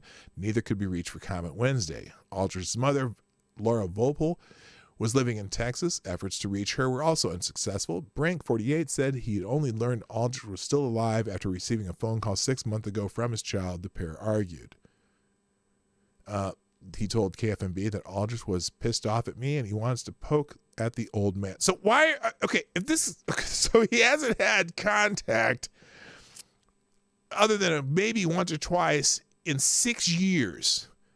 How much influence does someone you have no contact with have over you? But they go into the father's background here. What's the purpose of this? Talking about as he was addicted to crack and crystal meth. Brink's own troubled childhood is profiled in the show. Because he was on a former MMA fighter, later starred in pornographic movies, recalled that his ex-wife said Aldrich sought a name change because Brinks was associated with the porn industry and also appeared in a 2009 episode of A&E docuseries Intervention. In the episode, Brinks said he was addicted to crystal meth and is shown using drugs before members of his family encouraged him to seek treatment. Brinks' own troubled childhood is profiled for the show, including his parents' divorce and his arrest at 21 for smuggling marijuana from Mexico. And then Brinks says he divorced Aldrich's mother not long after their child was born. Neither Volper nor Aldrich are mentioned in the Intervention episode. Brinks' criminal history also. So they're talking about the father because they are making excuses for what this kid did now. No, the kid can't be a shitbag. It has to be because of his father. Now, granted, they could have some problems, right? Because of your father, but it doesn't mean you have to be a shitbag. But it's weird how that narrative change flipped in one day as soon as the non-binary came out. Now, speaking of which, Matt Walsh has had a little short thread here because people are yapping at him, right? And so Matt Walsh said, sorry, but if you're on the left, then you have no right to deny the shooter. Because a lot of people are denying the shooter's identity, the new non-binary part, which we'll get to. You set a precedent here, and we will hold you to it. You have to respect his identity. I don't. You do. These are your rules. Now take your medicine and shut up. And he continued, you've already made it clear that if a male criminal comes out as a woman and is transferred to a women's prison, we may not speculate that his trans identification is a ploy to gain access to female inmates, save for men and women's locker rooms. Your rules are clear. All self-identities are valid and cannot be questioned ever under any circumstances. Again, your rules. You're stuck with this. The shooter is non-binary. You have no choice but to accept it. Sorry.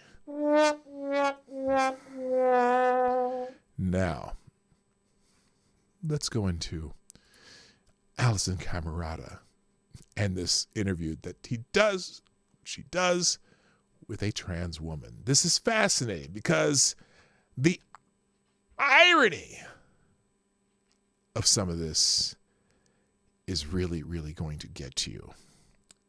Okay, here we go. This is the same day that she was announcing this, and she was making all those faces like, yeah, right. He says he's non-binary, and then she kept using he, him pronouns, which this is not my rules. I don't abide by those rules because I don't use pronouns based on your self-claimed gender, because I use pronouns based on if I know or assume what your sex is. And sometimes I assume, and I might be wrong. I might say sir when it might be a man that, has one of those, one of those haircuts that makes you look like a man from behind. And then I'll say, oh, I'm sorry, ma'am, nice to see you or whatever. And usually, as long as you're polite to people, they don't care. But anyway, here's the interview. This is the same day that this thing that she did we found out he's non-binary. And this is an interview with somebody who is a friend of a Club Q shooting victim, and someone named Natalie Bingham. This is Natalie. I don't know why Natalie is a popular name anyway. Natalie, when we started the show, we got a little bit of news earlier that the attorneys for the shooter are now saying that the shooter is non-binary. Look at Allison's face. This pisses Allison off. Look at her face when she asks these questions. She is not having this at all. So we got a little bit of. She already rolled her eyes once. You see that? See a little roll of the eyes? Watch. I'm show you again. Watch her roll her eyes. We got a little bit of news earlier that the attorneys for the shooter are now saying. The attorneys for the shooter are now saying, not the shooter is identifying as, but the attorneys are saying this. Notice the skepticism.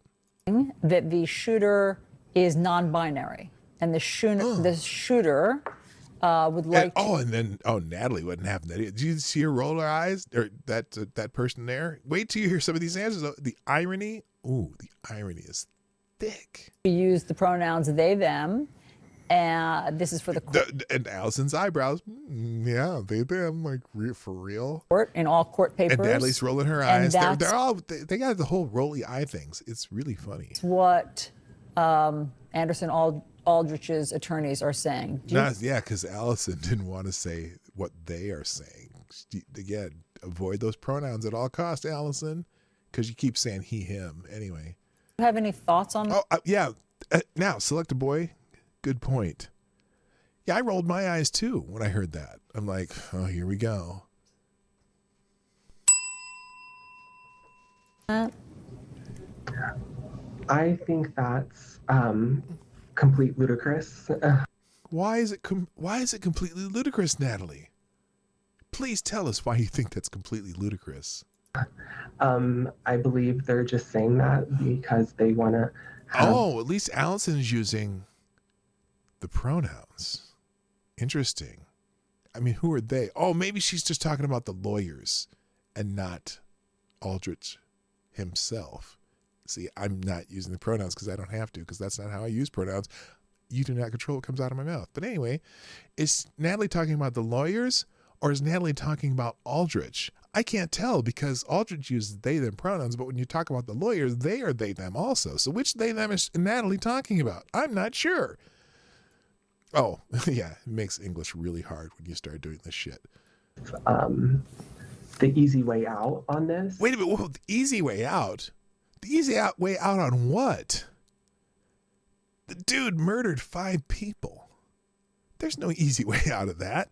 Oh, you mean the little federal hate crime part, because whatever that is. I don't think it matters what was going on through Dickhead's head when he shot 5 people, and they caught him doing it.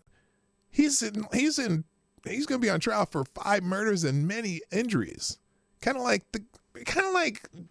Daryl Brooks, but they didn't really. I don't recall them interviewing anyone asking about Daryl Brooks and what his pronouns were or why he did it. In fact, they kind of forgot about Daryl Brooks pretty quickly. But anyway, I'm sure this one will get a little more play unless this guy's been using they, them pronouns for a while. Then maybe they'll back off. It certainly gets the media to stop talking about it a little bit because this has been a few days and they're kind of, well, they're not exactly backing off, but still, they're just changing the focus on his dad because his dad's also kind of a shitbag. But anyway. That's really, really offending, especially being a transgender woman myself. Why is it offending? Are you offended by somebody identifying as non-binary, Natalie? That's offending to you? Please tell us why. That a male, which it was obvious with the mugshot, that's a man.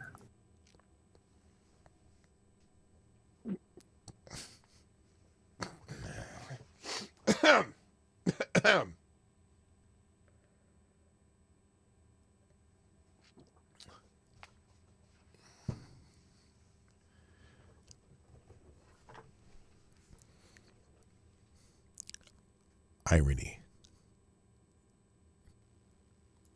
That's not a non-binary person because in no way... Wait. That's a man. It's not a non-binary person because... In no way, shape, or form could they appear as a woman the next day. Whoa. Hello, Deco. What's up? Did Natalie just say that a non-binary person would have to be able to appear as a woman the next day? Does Natalie not even understand what non-binary means in their dictionary? What? Why would they have to be able to appear as a woman the next day? Do you have to be a female to be non-binary, or do you have to be able to appear as a woman to be non-binary? In your world, Natalie, maybe you don't understand how this works. It's really offensive to even hear that they're playing that role.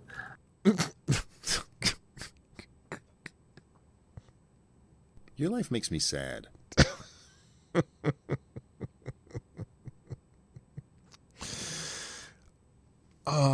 Hi, Ducking for Felonies. Holy shit, the complete and utter irony.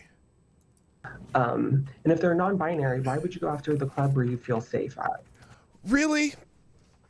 Okay, that's a good question. So if you're non-binary, why would you go? Why would you attack the club you're safe? Okay. Since the vast majority of murders happen, the very vast majority of murders happen in communities where you feel or you're most commonly in. Okay, so you hear the words black on black crime, and people say, well, what about white on white crime? And yeah, it's true.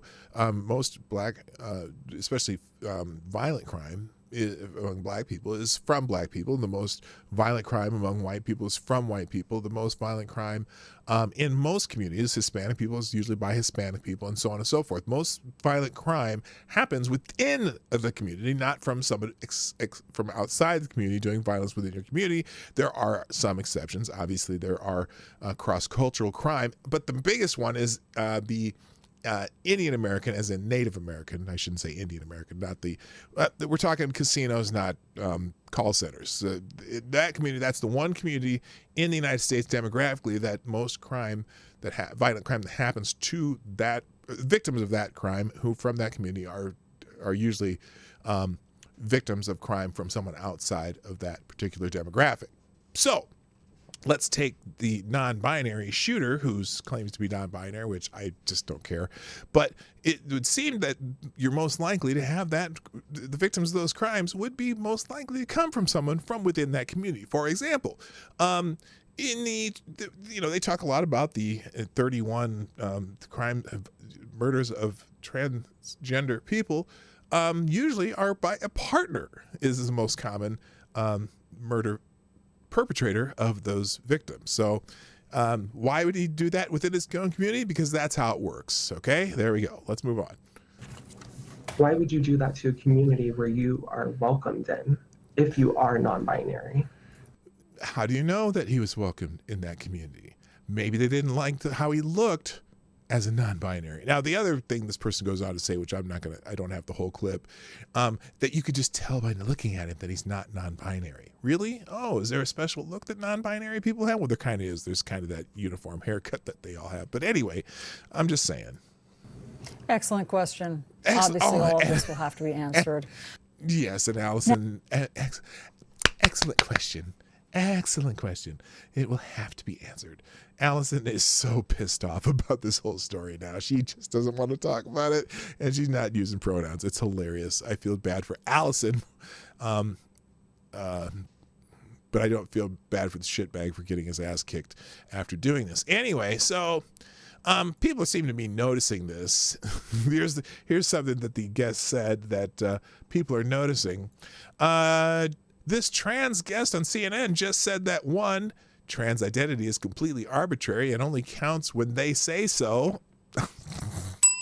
And being trans leads to getting off easy in the justice system. Oh, well, that's interesting. So they point to the post-millennial article, who I think has more of the, I'm not going to play this whole thing. I just Natalie, when we started the show, they have the same clip. Anyway. Some of the left are now claiming the Colorado shooter deliberately changed his gender to gain an advantage from it in court due to different standards. Wait, read that sentence again slowly.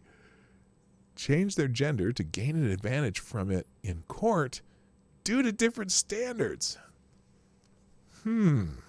Interesting. But yeah, all of a sudden, boy, the rules are changing because of this case.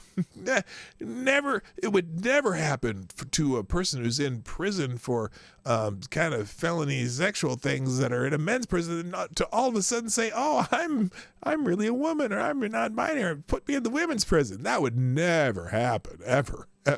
Never, ever happen.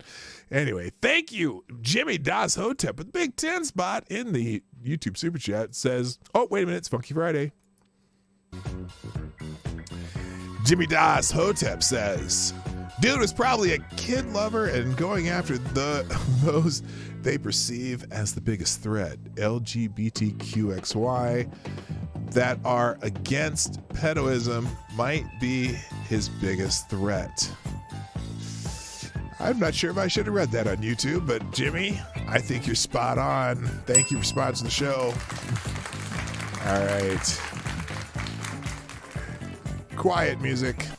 Thank you. All right. Thank you, Jimmy Das Hotep. By the way, good morning, Mike, too. So you think the killer's family, who are right-wing MAGA idiots and hate gay people, had no impact on the shooter's mindset? Come on now. Well, we don't know. And you assuming that is taking a big leap, aren't you? I'm just saying. The dude's family were MAGA supporters who hated gay people. How do you know that? You realize this guy's been estranged from his family for 6 years, right? How do you know that they were MAGA supporters? They found his biological father, who hasn't been in his life for 6 years. Mike, I'm just realizing you're saying some stuff. But welcome to the show. I'm glad you're here.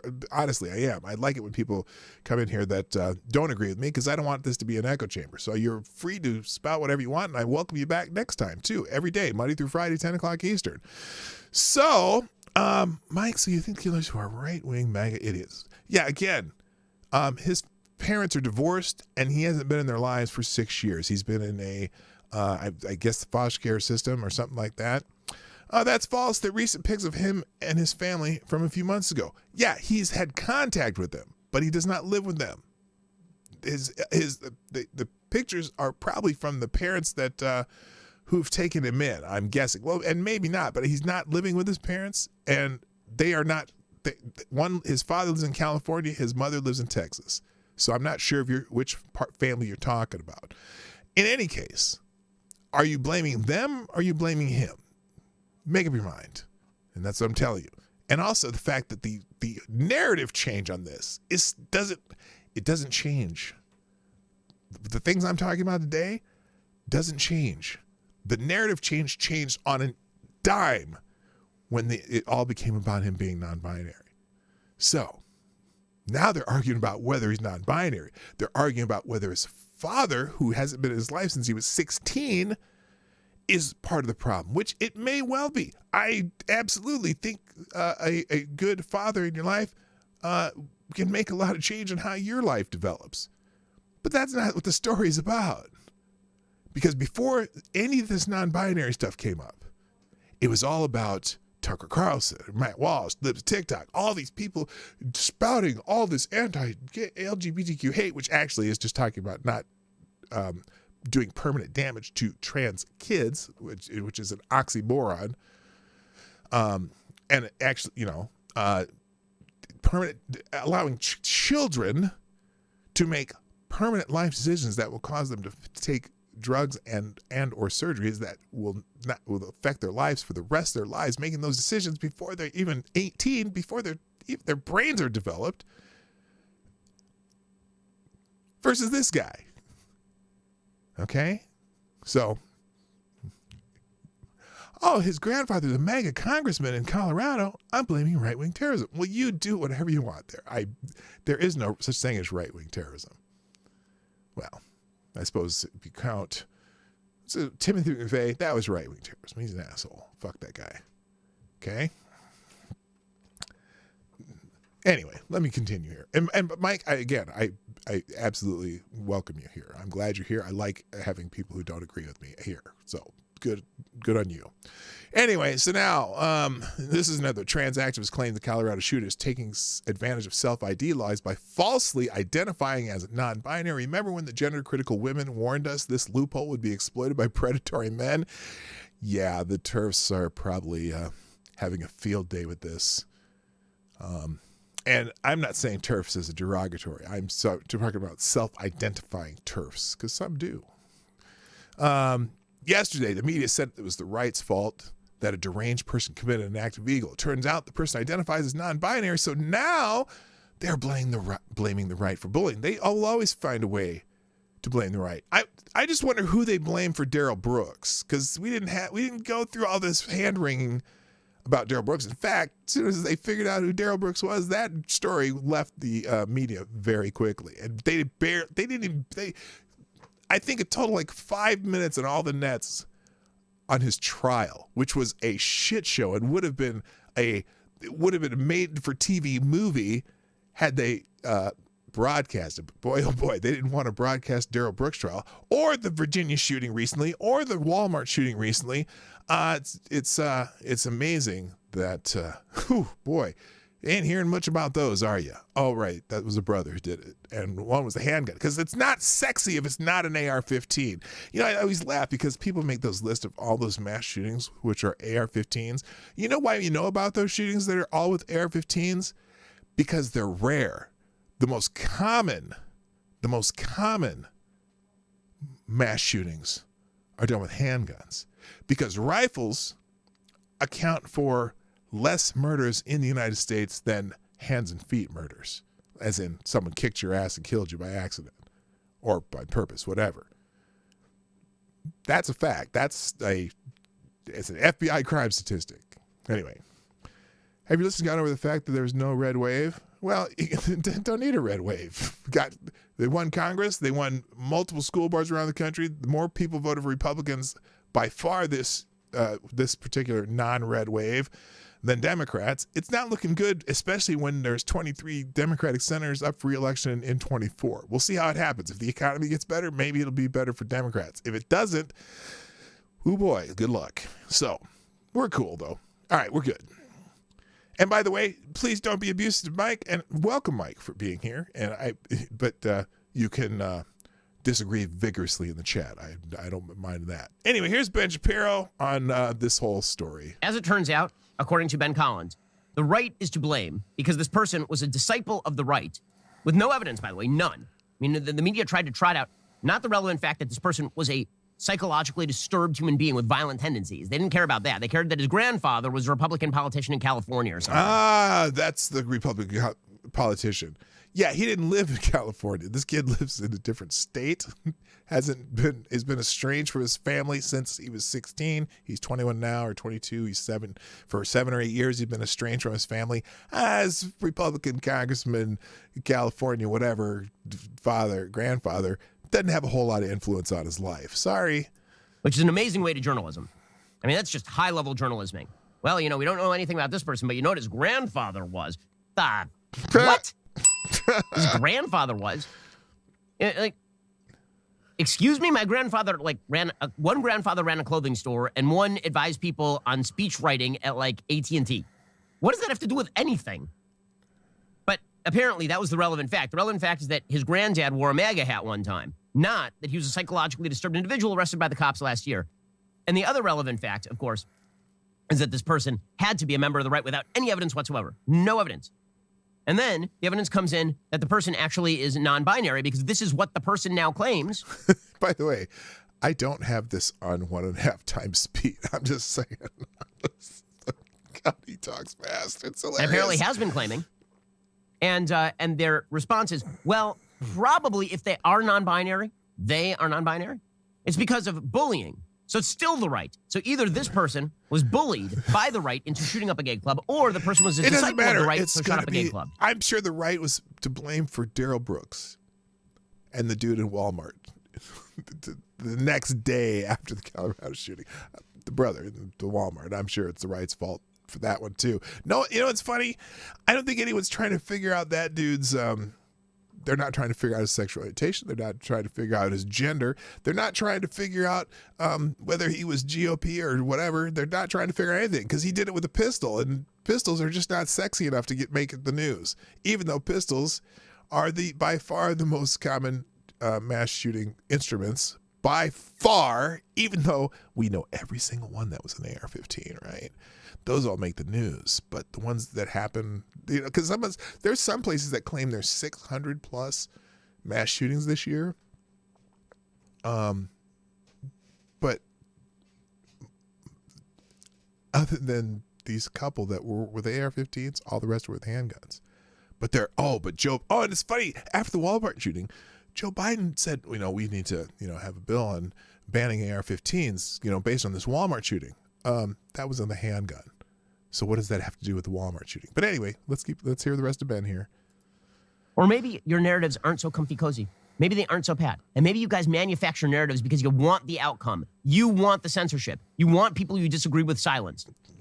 Only the left does this in modern America. Ben's Only on the left fire. Immediately jumps on instances of violence and suggests that half the country has to be shut up on controversial public issues, including trans and in fact, they want the government Only to do it. you do this. It's nasty and it's cynical and it's disgusting, and you violate your most basic obligation as journalists when you do this. Because again, you guys are the fact finders, right? You're above it. You're supposed to be. You guys are the defenders of the American Republic. You guys keep telling us this. You journalismists, you keep telling us that this is your job, is to bring information to the. How could anyone label you an enemy of the people? How could anyone say that sort of stuff? No one should say that sort of stuff. You guys are objective journalisming experts who focus first on the facts. That's all you care about is just the facts, except that you don't. Except you don't give a bleep about the facts. You care about the narrative. I think he meant fuck. You don't give a fuck about the facts. But Ben doesn't swear. but he bleeped himself. So he said, you don't give a fuck about the facts. I'm just interpreting. Are we ever going to get to Taylor and Lorenz Day? Oh, yeah, we are, because I don't have to be anywhere. So anyway. And so when you jump 2 feet first on a rake and it smacks you directly between the eyes, that's a you problem, guys. You're correct, AD. It's not true. The right does it too, but not nearly as bad. Not nearly as bad. You made this happen for yourselves. All you had to do was report the facts as they developed, and you couldn't. You couldn't even wait long enough to do it. They were all over this. And by the way, this is a clear case of homophobia and this and that and blah, blah, blah, blah, blah. They went straight to it.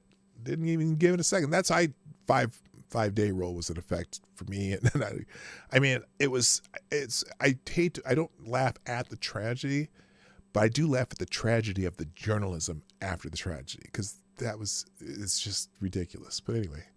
You think that if they had waited for 48 hours and it turns out that the guy had some manifesto online where he said he was a big fan of Tucker Carlson, you think that you wouldn't have had that conversation? You still would have had the same conversation. You just would have had actual facts to back you. But you had no facts to back you, and you jumped anyway, because you don't care. The narrative comes first. The facts come second. That's all that matters to you. And eventually, will Ben Collins lose his job? Of course he won't. Hell no. Of course he won't. Ben Collins is be put up on his lofty post and will be interviewed by everybody on every NBC program because Ben Collins is righteous and good.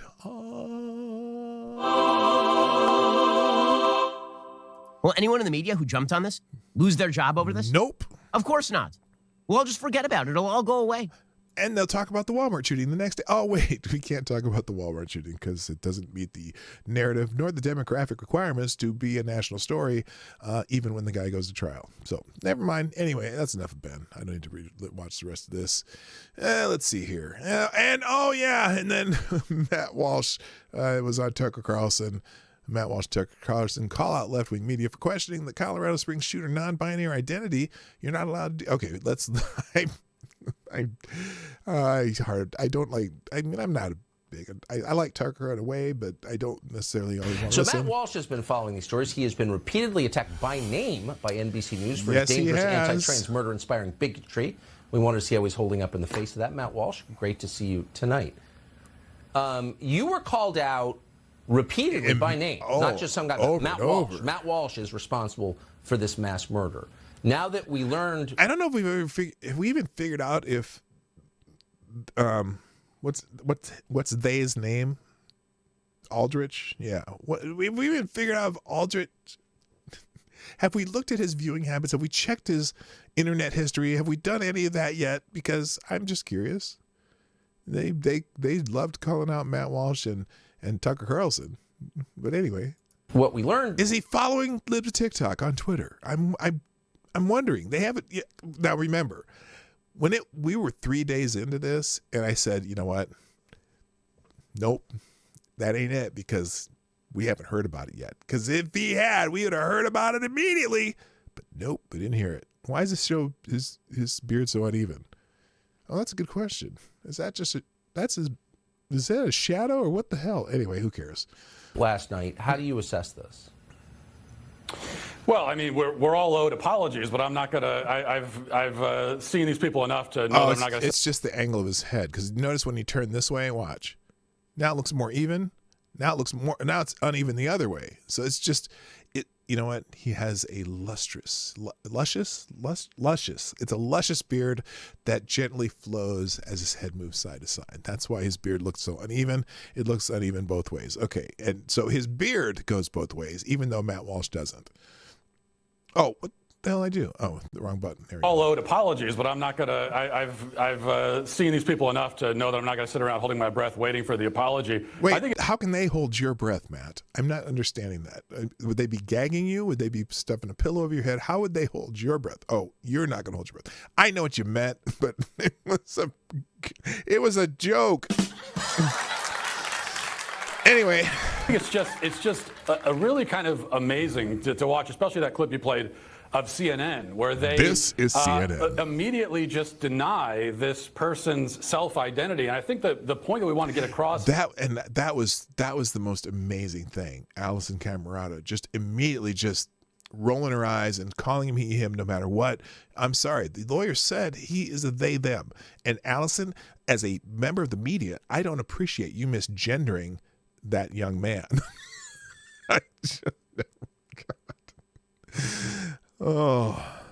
Because those rules don't apply to me because that's not how I speak the English language. But continue. Is that if you're on the left, okay, you can't do that. That is not available to you. You're not allowed to do that by your own precedent, by your own philosophy, by the rules that you have set, and we're going to hold you to them. Now, you and I, Tucker, we're allowed to say about this mass shooter who calls himself non-binary. We can just call him an asshole, that's really what he is. I don't give a fuck what is they, them, he, her, she, it, whatever.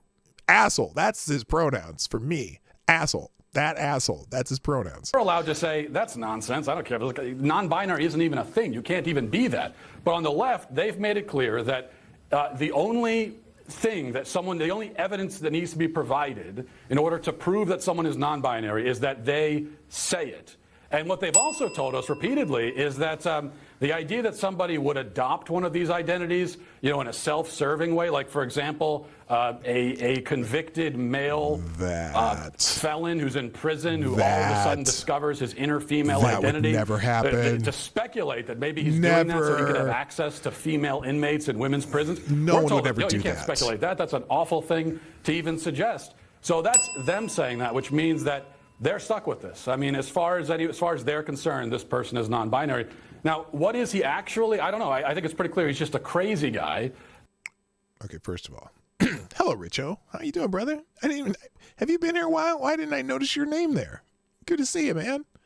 I was going to say something funny, and now I can't because I saw Richo, and I can't. I have to be serious when Richo's here because Richo's, very serious guy, What is he saying? That's what actually happened. And the other point I want to make here is that what we need to realize with the left-wing media is that when there's a mass shooting, if we don't know everything about the person's life, and we haven't seen all of their social media posts within the first 2 hours after the shooting, it almost always means that this is not a right-winger. Like, if it's a right-winger committing the attack, we're going to know everything about them immediately. So true. But it was very suspicious and conspicuous that up until 2-3 days passed, and we knew almost nothing about this guy. All we had was the speculation. And again, 2 days into it, that's exactly what I said. We haven't heard anything. It's been 48 hours. They haven't told you everything about this dude. We know. We know it's not a MAGA Republican. All right, enough of these two guys because I need to get on to my other topic. There's a couple other Jeff tweet here. Oh, Jeff Charles, my brother. Jeff on the right writes for Red State and a couple other places. The question was, notice the difference in coverage between the Colorado shooting and the Virginia one. Staggering. Jeff noticed. He said, I wrote an article about it. Virginia, black guy used a pistol. It's already getting memory hold. Colorado, white guy with an assault rifle. His being non-binary is killing their narrative, but they are trying to hold on as long as they can. Spot on, Jeff. That's my brother, Jeff. All right, Ben Collins is trending also. That was from yesterday, but yes, he's still trending. I don't care. Now let's get into Taylor Lorenz, which is a sentence or phrase that probably should never be said because, that barren hag. Anyway, Taylor Lorenz is trending because of her Twitter, her Thanksgiving Day activities. Taylor Lorenz had an article come out yesterday on Thanksgiving Day of all times, the time of thanks and whatever. And it was an article that was bitching about Elon Musk and Twitter. And then she proceeded to spend the entire day tweeting and retweeting about Elon Musk and Twitter. I mean, she was pissed off, man. And so I want to get into the anatomy.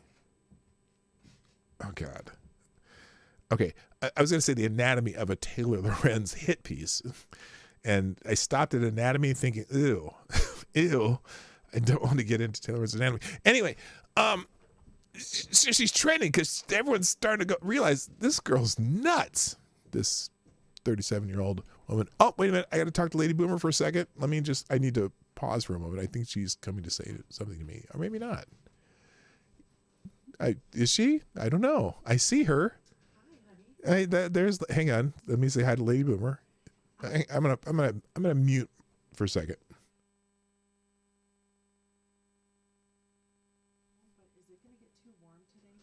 I'm gonna take care of all that. I'm gonna put on ice and stuff. Yes, thank you. Yes, our kitchen is nice and clean after serving 12 people because one of our friends stayed and helped us clean up. So it was like awesome. Have a lovely day, honey. And everyone says hi, left shoulder, hi, Lady Boomer, and all that stuff. So, all right. So back to the anatomy of a Taylor Lorenz hit piece. First of all, let's talk about why Taylor's trending, because lots of people were on this. Here's Ariadna Jacob, who has a lawsuit pending in New York State against Taylor Lorenz. Taylor Lorenz is spending her Thanksgiving thinking about how obsessed everyone is with her instead of reflecting on why she stalks, doxes, and lies about people for fame. Oh, spot on. And then she says, I'm just grateful that God gave most of us the gift of self-awareness. It must be really weird to be born without it. Yes, Taylor Lorenz has zero self-awareness. And the other part is, if Taylor Lorenz is spending the entire day reading her own article and tweeting about it, apparently she has no friends or family to spend Thanksgiving with, because does that surprise you a little bit? Well, it doesn't surprise me at all. But anyway, lots of people talking about Taylor Lorenz. James Wood, having Taylor Lorenz rip you is like a badge of honor back here on planet Earth, because Fox News had an article called Taylor Lorenz rips Elon Musk on BBC. He has made Twitter a disaster. Washington Post reporter Taylor Lorenz recently told BBC World News that Elon Musk has made Twitter a disaster. So I think I might have a clip of that particular exchange. Do I have that one? I may or may not. Let's see. Do I have it? I see her. Oh, these are all her tweeting. Oh, yeah, I think, well, it might be in this piece. Anyway, let's just go down these tweets first because, hoo boy, I'm going to skip. Anyway, if you want to see the whole list of today's Taylor Lorenz tweets, you can. Oh, here it is. This is the one I was looking for. So here she is on BBC, and this is just a small clip, and this gives you a gist of how she did what she did. Here it is. Let's put it on full screen. It's because I know you want to see this face. You're just dying to see this face. Thanksgiving meals was awesome, by the way. All right. Of course, a massive free speech advocate that Elon Musk is. What changed? Now, this is funny because Taylor Lorenz is going to say that he does not like free speech. This is the person who tries to get people kicked off the internet and off platforms and tries to get platforms. We'll get to that. Her whole thing is she's trying to get Twitter removed from Apple Play Store or Apple Store. What is it? The Apple Store and the Google Play Store. And it seems she does it in a way because here's the thing. Tremendous power by doing this through the Washington Post, because now you can say the Washington Post, which is a well-respected paper and people who don't know any better, has said that this is what Twitter's doing. And it gets credibility because it's the Washington Post, even though she lies through words and innuendo.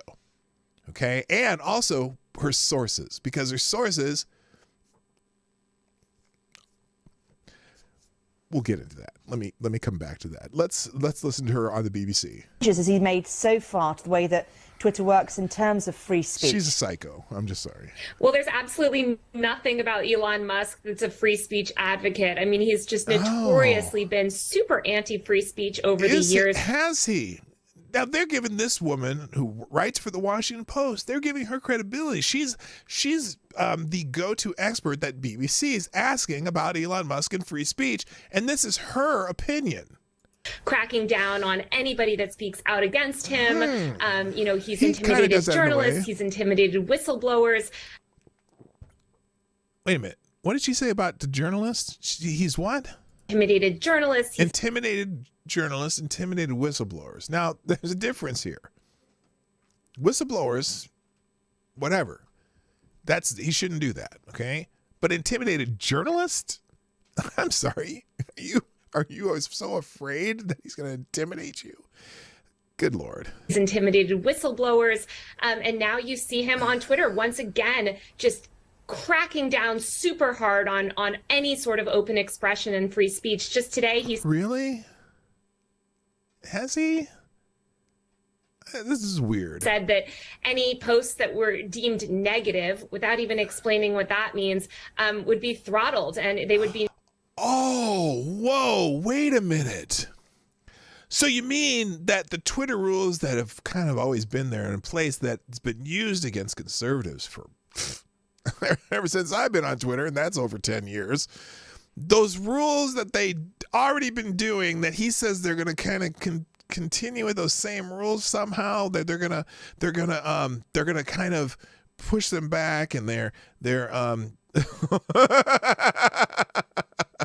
oh my God. Yeah, I know. I just proved the myth 5 year right. So anyway, hey, they what? That they are.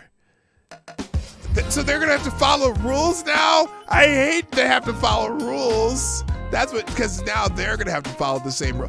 Everyone's going to have a level playing field. That's what she's pissed off about. Now she's saying, oh, they're going to throttle the misinformation stuff like they've always been doing. They're going to apply the rules to everybody. Oh, what a bitch. Anyway. And basically impossible to find on Twitter. So, he will really go to insane lengths to Oh, wait a minute. And yeah, they'll make it hard to find. Silence people and to kind of get them to shut up. That's what you do. You're the biggest crybaby on the planet. You try to get people kicked off of Twitter. What did you do to Libs of TikTok? Oh my God. We're talking pot meat, the fucking sinkhole. You know what I mean? Pot meat sinkhole. And you're the sinkhole. Good God. Thank you, Maddie, for sponsoring the show, Maddie. Dropping a big bullet in the tip jar. And Maddie, you are the new Streamlabs Superstar sponsor of the day. Maddie says, Tyler Lorenz needs a new job. She sucks at this one. This woman is so dumb. She makes the village idiot look like a genius. Thank you, Maddie. Thank you very much. All right, turn that down. Or turn it off. There we go. I couldn't find the right button. So anyway, yes, Taylor Lorenz is the sinkhole. Don't think of it that way, although you're not going to find anything down there anyway. So anyway, so she's proceeded to tweet though all yesterday. Now this is just an example of Taylor Lorenz tweeting. There's an article in the Washington Post we'll get to, because I want to talk about how she lies, but in a way that can kind of sound truthful, but then you can tell she's just full of shit. Anyway, so this is one of her tweet threads from yesterday, and she's responding to the fact that Elon Musk put a tweet out, a poll on his Twitter feed that said, should Twitter offer general amnesty to suspended accounts, provided that they have not broken the law or engaged in egregious spam? Now, listen to those words very carefully. Should Twitter offer a general amnesty to suspended accounts, provided that they have not broken the law or engaged in egregious spam? Okay, now that seems rather innocuous. Before I give Taylor Lorenz's answer, thank you, Chicago Mike, for sponsoring the show. And Chicago Mike, you are also the new Streamlabs Superstar sponsor of the day, along with Maddie, who's with a big bullet in the tip jar. He said, "Morning, all." Oh, wait a minute, I forgot the most important part of this whole deal here.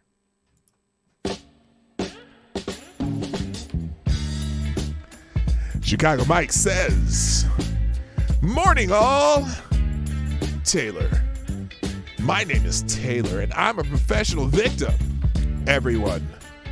Hi, Taylor. Yeah, thank you, Chicago Mike, for sponsoring the show. Appreciate it. Okay, so her reply to Elon Musk's Twitter poll, now that the results of this poll are in, read my story on the devastating consequences reinstating masses of banned accounts. Then she quotes herself because, people quote themselves. This would be a major disaster, especially in Africa, where state-sponsored ghost accounts were suspended for endangering human rights activists and journalists. What? What? Have not broken the law or engaged in egregious spam. Musk's reinstatement of suspended accounts could mean bringing back networks of individuals that include the American Nazi Party, a whole bunch of 8chan and 4chan and conspiracy theorists who engage in harassment and abuse. Reversing the suspensions would mean turning Twitter into a one-stop shop for operationalizing doxing and harassment. Oh, pot, meat, sinkhole again, and an engine of radicalization. Go Angelo. Who's Go Angelo? President and CEO of Media Matters for America. Oh, yeah. Oh, wait. Wrong one. That clown. Yes. Oh, gee. It's a red pill Pez dispenser. God forbid it's red pill Pez dispenser. But yeah. Oh, one of your super liberal anti-Republican buddies said that. Oh, goodness gracious. She continued conducting mayor. Okay, this is all quotes from the article. We're going to get to that, so I'm going to skip these. But she all day, look at how long this thread is. She's tweeting the entire freaking day about Twitter over and over and over because she has no friends. She had nowhere to go on Thanksgiving, so she tweeted all day. Hi, Tales of Gore. It's a little embarrassing, and well, then here she is. Now the result. Okay, she keeps going on and on. A couple threads of just all day on Twitter, bitching about Twitter. Now, Elon Musk did respond to her a couple times. I don't think I have any of those clips, but in here and so now this is a voice of reason. Varad Mehta, who is a former resident of the Golden State of California, and just one of my Twitter follows that I think makes some sense sometime. Here's Elon Musk, and he does a quote from here. Elon Musk. Now, this is what this is really about. Now, Elon Musk plans to reinstate nearly all previous banned accounts to the alarm of activists and online trust and safety experts. Now, when your headline and lead tell you exactly why the things you don't like is happening, but you can't see it. Apple and Google, and then he goes to a part of this where they says Apple and Google need to seriously start exploring booting Twitter off the App Store, said Alejandro Caraballo. Transgender commissar is unhappy. New regime doesn't care what they think and wants you to know it. Literally everyone quoted in this article is a leftist activist of some kind. Of course they're unhappy. They're no longer in charge. They had their newfound... I'm going to stop. I'm going to save this. I'm going to save this because these points are better until after the article, but I might make it myself. So anyway, let's see. What else did I have here? I had, and then Glenn Greenwald. I want to go through the article first. I'm going to give you some threads of people who are talking about this, but I may not have to talk. I may not have to. I'm going to save them. And these are all people just laughing at Taylor Lorenz, so that's cool. All right, let's go through. I want to go through this article though. Since I have extra time today, we're going to do this because this is a typical Taylor Lorenz hit piece article, and she writes them over and over. The audience isn't the Washington Post audience, though. Her audience are the people who run various platforms. If she writes a hit piece about a YouTuber, it's not for the general public to know. These are dog whistles. They love those dog whistles. To tell the platforms to kick people off of those platforms, or to tell, in this case, Apple and Google Play to punish Elon Musk for allowing her control over Twitter to wane by adding people that she doesn't like. That's what this is about. So let's go through a little bit of this article because it's so transparent and just the BS meter is so high on this one. So it's the name of the article is Opening the Gates of Hell. Musk says he will revive banned accounts. Now, listen to this subheadline because this is what she does. She manipulates. She does the Cenk Uygur thing where she puts words in people's mouth that they absolutely did not say. She interprets them in the worst possible way that she can, the most bad faith way she possibly can.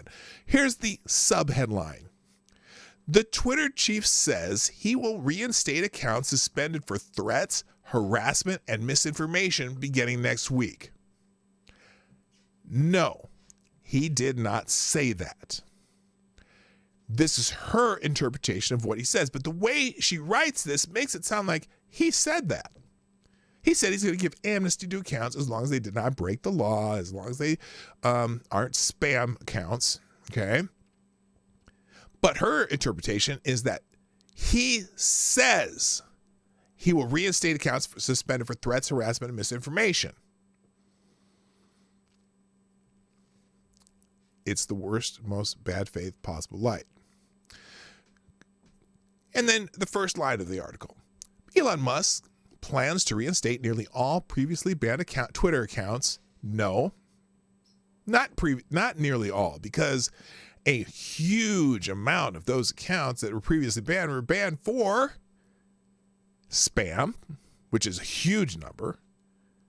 Probably the vast majority of the suspended accounts probably for spam and or illegal activity in the country where they are now. So that means, for example, in some of these countries where the government says you can't say that, that's breaking the law in those countries. So they're not going to restore those accounts. We don't do that in the United States because we have the First Amendment, although it's a private company. Now, the second part of this, though, he will reinstate all previously banned Twitter accounts to the alarm of activists and online trust and safety experts. Wait, what? Wait, hold on a second. To the alarm of activists? Who's activists? And who exactly are these online trust and safety experts? Is that a college course that you can take? Oh, I know that Alejandra Caraballo, the trans person that is the Harvard expert on online trust and safety, isn't just an activist. So in this case, to the alarm of activists and online safety experts, that's very, very redundant. After posting a Twitter poll asking, quote, should Twitter offer general amnesty to suspended accounts provided that they have not broken the law or engaged in egregious spam, in which 72.4% of the respondents voted yes, Musk declared, quote, amnesty begins next week. Oh, we'll see Ranting Monkey on the platform again. The Twitter CEO did not respond Thursday to a request for a comment from the Washington Post. The poll garnered more than 3 million votes. Now, did you catch that? This article came out at 6:14 p.m. Thursday.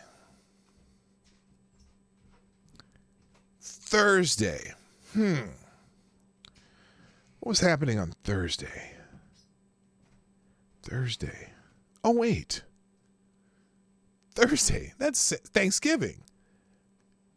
That means they sent him a request for a response on Thanksgiving, and he hadn't responded to it yet. Now, I know he tweeted something yesterday, but I don't think he spent the entire day on Twitter like Taylor Lorenz did. The massive return users who had been banned. Now, remember, this is the first line. The mass return of users who had been banned for such offenses such as violent threats, harassment, and misinformation will have a significant impact on the platforms, experts said. Really? Who are the experts? And how do you know? How do they know? And also, remember, violent threats? Aren't violent threats against the law?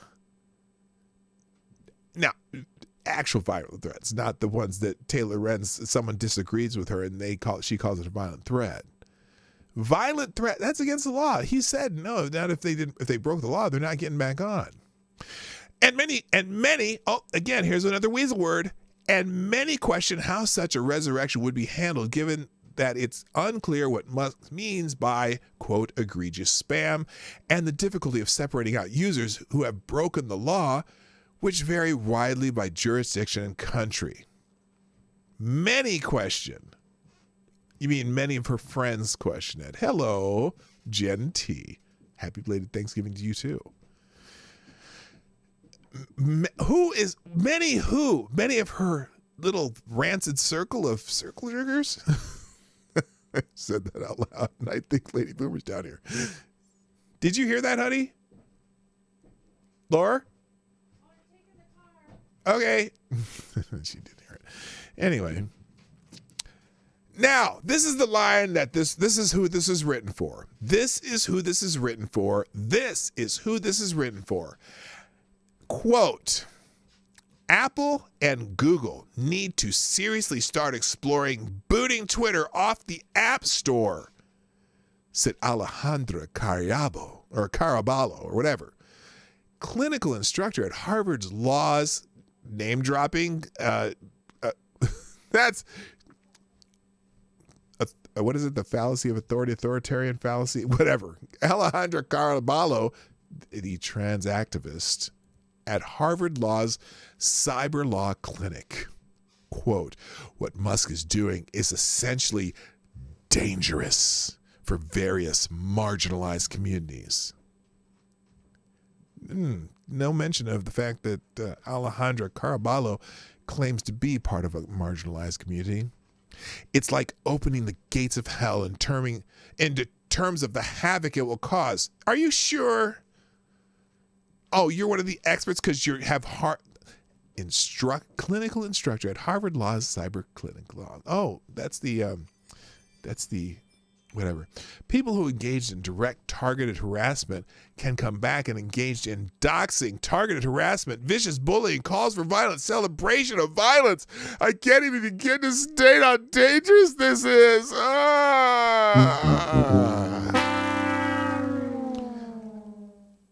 Really? Really? Someone's words are dangerous. This is the second time in a week that Musk has used a Twitter poll to seemingly make a major decision related to the platform. On November 18th, he restored former President Donald Trump's account after 52% of a poll respondents said he should do so.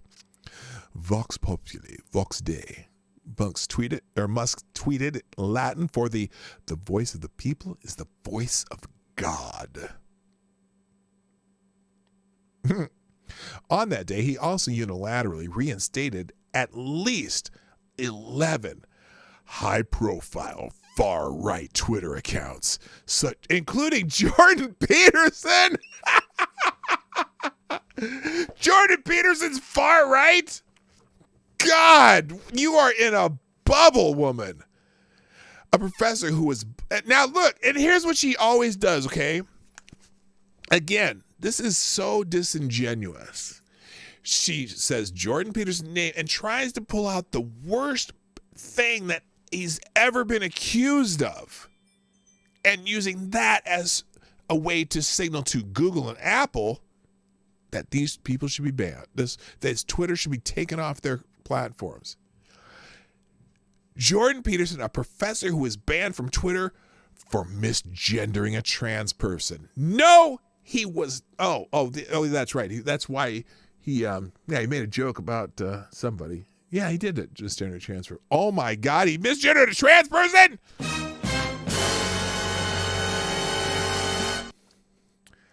And the Babylon Bee, a conservative media company. We can't have conservative media companies on Twitter. He also restored Project Veritas, a site that was frequently accused of misrepresenting events it commented on and banned for repeated violations of Twitter's private information policy. Oh, you mean they did Taylor Lorenz style journalism? Can you see the irony?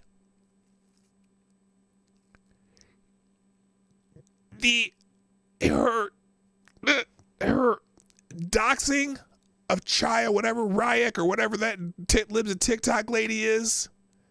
Do you see the hypocrisy? I'm doing that black thing. Do you see the hypocrisy? Hi, Green Badger Outdoors. And, oh my God, oh no. And Georgia Representative Marjorie Taylor Greene's personal account, which had been banned since January for violating the platform's COVID-19 misinformation policies and pushing violent and extreme rhetoric. Really? I'm curious. What violent and extreme rhetoric was she pushing? Because I don't know, was she banned for both of those things? I'm curious. And look, if you'd have seen some of the tweets after the shooting in the Colorado club, violent and extreme rhetoric, huh? And I look, I applaud them for wanting that guy to be whatever they wanted him to be done too, because he's a shitbag. But it was still violent and extreme rhetoric? I'm just curious. Now, here she goes again. Experts say, okay, who are the experts? The experts are all her friends that she has cocktail parties with. Well, no, I'm sorry. Let me rephrase that. The experts are all her journalistic acquaintances that sometimes retweet her on Twitter, because Taylor Lorenz has no friends. That's why she's tweeting hundreds of tweets on Thanksgiving Day. She had no friends or family that gives a shit about her. But anyway, she says experts say that bots and bad actors can easily skew the results of a Twitter poll. Oh, let's call into question democracy. Democracy. Can't have that online democracy, even though, she's right, they can. But anyway, so basing decisions on one is irresponsible. Yes, see, Elon Musk is irresponsible. Google and Apple, the real target to this particular article. A Twitter poll can be manipulated. There's nothing scientific or rigorous in any way about what he said. True, that's true. I think he just did it to troll you, Taylor, said Sarah T. Roberts, an associate professor at UCLA and faculty director for UCLA's Center for Critical Internet. Oh my God, they have a UCLA Center for Critical Internet Inquiry. I wonder what your pronouns are and how you lean politically. Who previously worked at Twitter researching content moderation processes. Quote, before Elon took over, Roberts added, there was an entire teams of people who did market and user research who followed rigorous protocols and established to conduct this kind of research. Suddenly, he's running Twitter off of completely unscientific polls that are polling unknown people. Oh no, unknown people who look, he's polling his user base. Does it have to be all that scientific? I don't know. I get it. It's not a scientific poll, but still. Suddenly, and certainly not any kind of demographically representative swath of people. Oh no! He was not doing it for equity and inclusion. I bet you most of the people on Twitter, let's take the black folk, black Twitter. Do you think black Twitter would be cool if they brought back, say, Louis Farrakhan? I think it'd be all right with that. I mean, there's people who got kicked off of Twitter for some shit that nobody agrees with in Black Twitter. You think would welcome people coming back on Twitter that, they like, and not necessarily Farrakhan, but, there's people got kicked off for some shit that they'd be like, yeah, well, who cares? If I don't listen, I don't listen to Nick. I don't pay attention to Nick Fuentes anyway, and I don't pay attention to Milo, and I don't pay attention to all these, these crackers.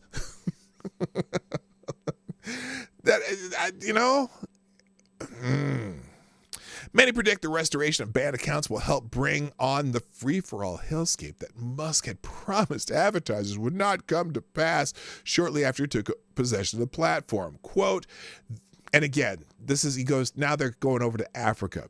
This would be a major disaster, especially in Africa, where state-sponsored ghost accounts were suspended for endangering human rights, activists, and journalists. Hopewell Chinonyo, a journalist in Africa, tweeted, "You would have to allow vile people to put your lives in danger as journalists.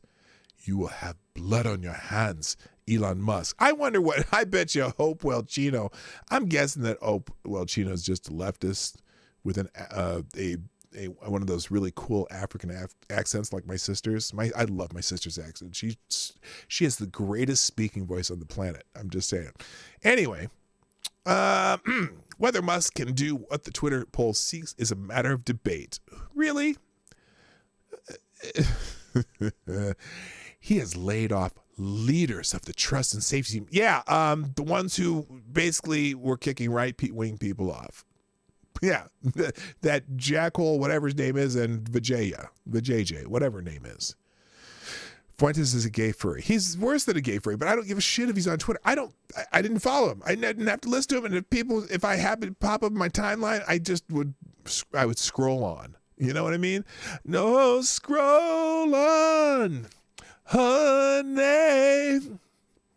You don't have to listen to Nick. Little Commodores for you there. Anyway, and separating those who, quote, broke the law, end quote, is entirely dependent on whether Twitter has detailed documentation for each suspension. Wait a minute. You mean they don't have detailed documentation for each suspension? Well, how would you know what people were suspended for? And you could justify it if you had to go to court. Huh?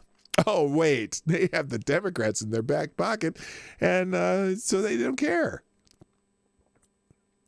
Without such a legal filter, which would be dependent on state and local laws for each tweet, every account would require a thorough review, given how laws vary widely by country or region. Well, there you go.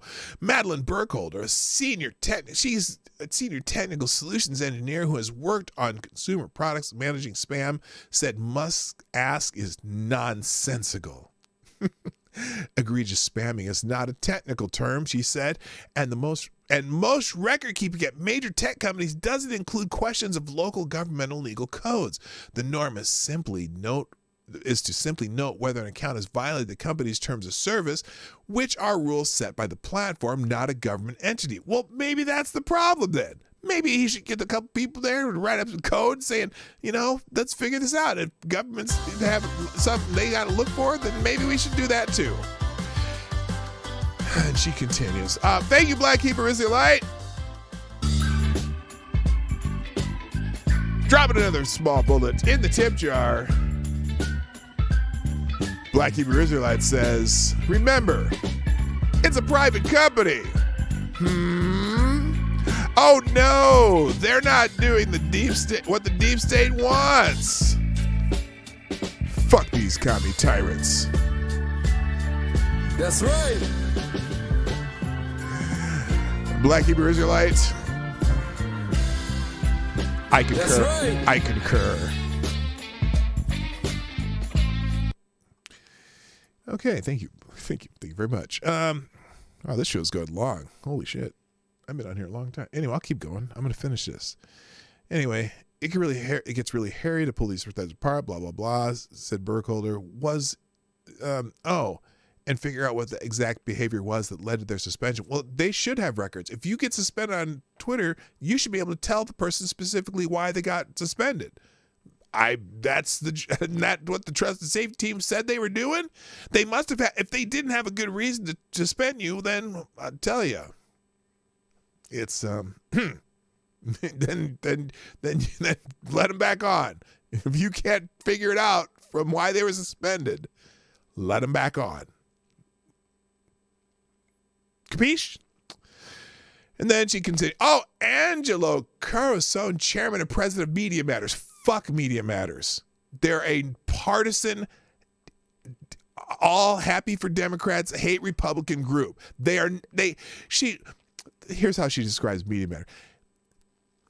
Angelo Carusone, chairman and president of Media Matters, a nonprofit advocacy group and media watchdog, said, stop, bitch. You lying hoe. Okay? They're a partisan suck up to the Democrats group. That's all they are. And anyone who's not left wing, they savage on their site. That's all they do. And so the idea that they're a nonprofit. They're a nonprofit. They must be really good. Media watchdog. They're a media watchdog. Nonprofit media watchdog. Let's listen to what Media Matters says. Stop lying about Media Matters.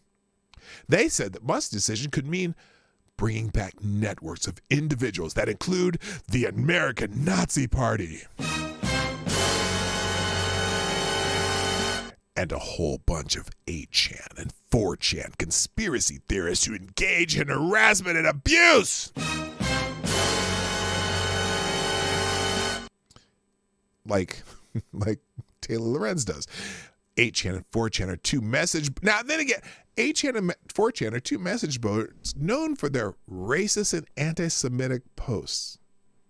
Again, this is her taking the worst of those message boards. Remember, that's not the only thing that's on 4chan and 8chan. Just like they were doing with Kiwi Farms, they took one thread about Keffels, when a lot of it's just lol cows all over Kiwi Farms. And I'm not a fan of Kiwi Farms either. I don't spend any time on 4chan or 8chan, or never did, but still.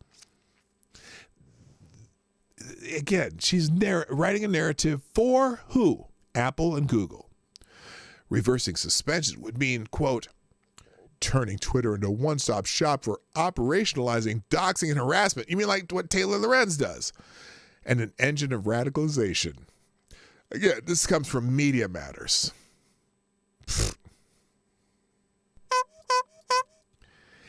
And quitting Twitter won't keep... What? And quitting Twitter won't keep you safe. Safe from what? Even if you're not on Twitter, you can still be the recipient of these campaigns. So, didn't you just say that they're coming from 4chan and 8chan and other people? They can do that on their own platforms. If you're, doesn't mean if it doesn't, who cares if you're on Twitter? That's the dumbest thing I've ever heard. They won't keep you safe. Even if you're not on Twitter, you can still be the recipient of those campaigns. That's.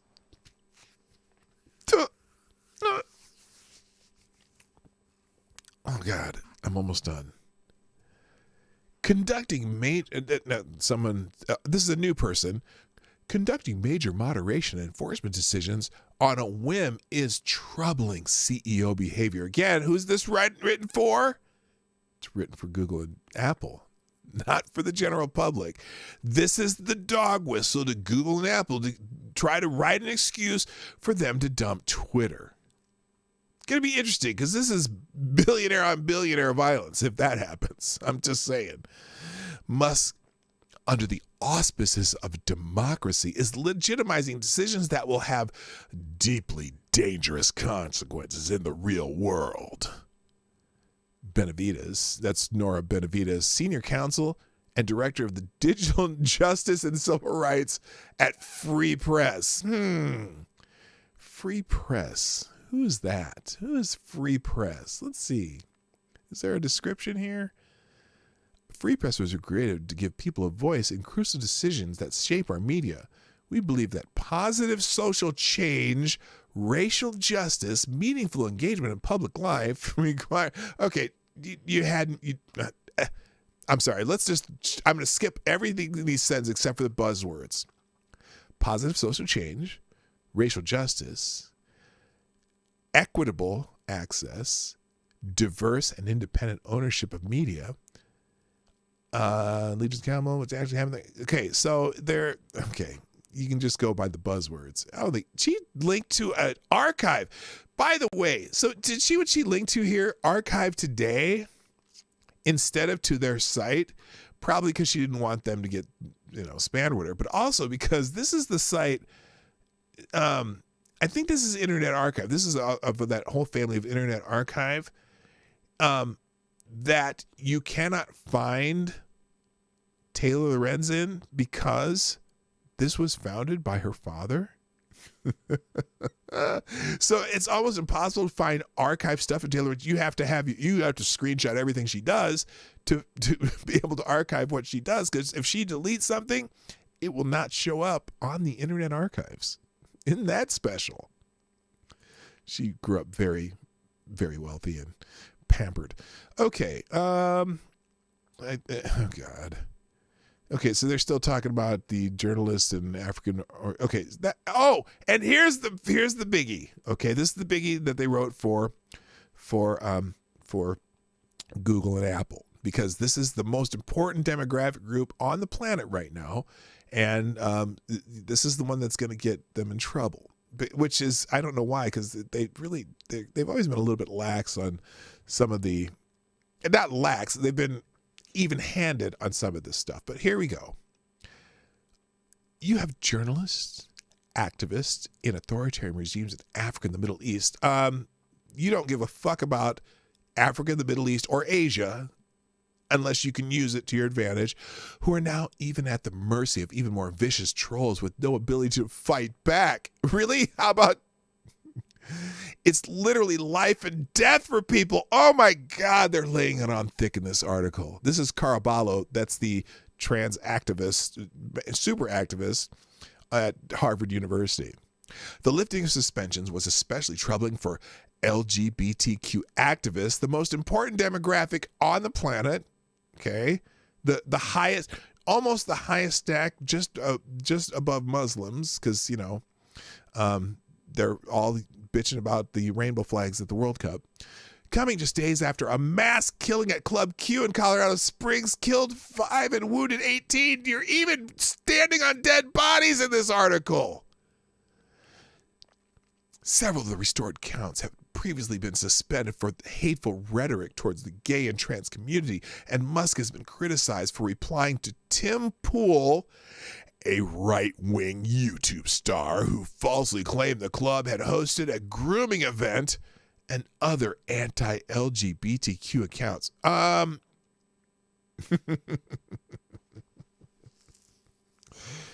you talking about the all-ages drag show brunch that was supposed to happen the next day? Is that what you're talking about? And calling it a grooming event probably isn't the greatest thing, except for the fact that why do you need underage children, young children at drag shows? I still don't understand that whole concept.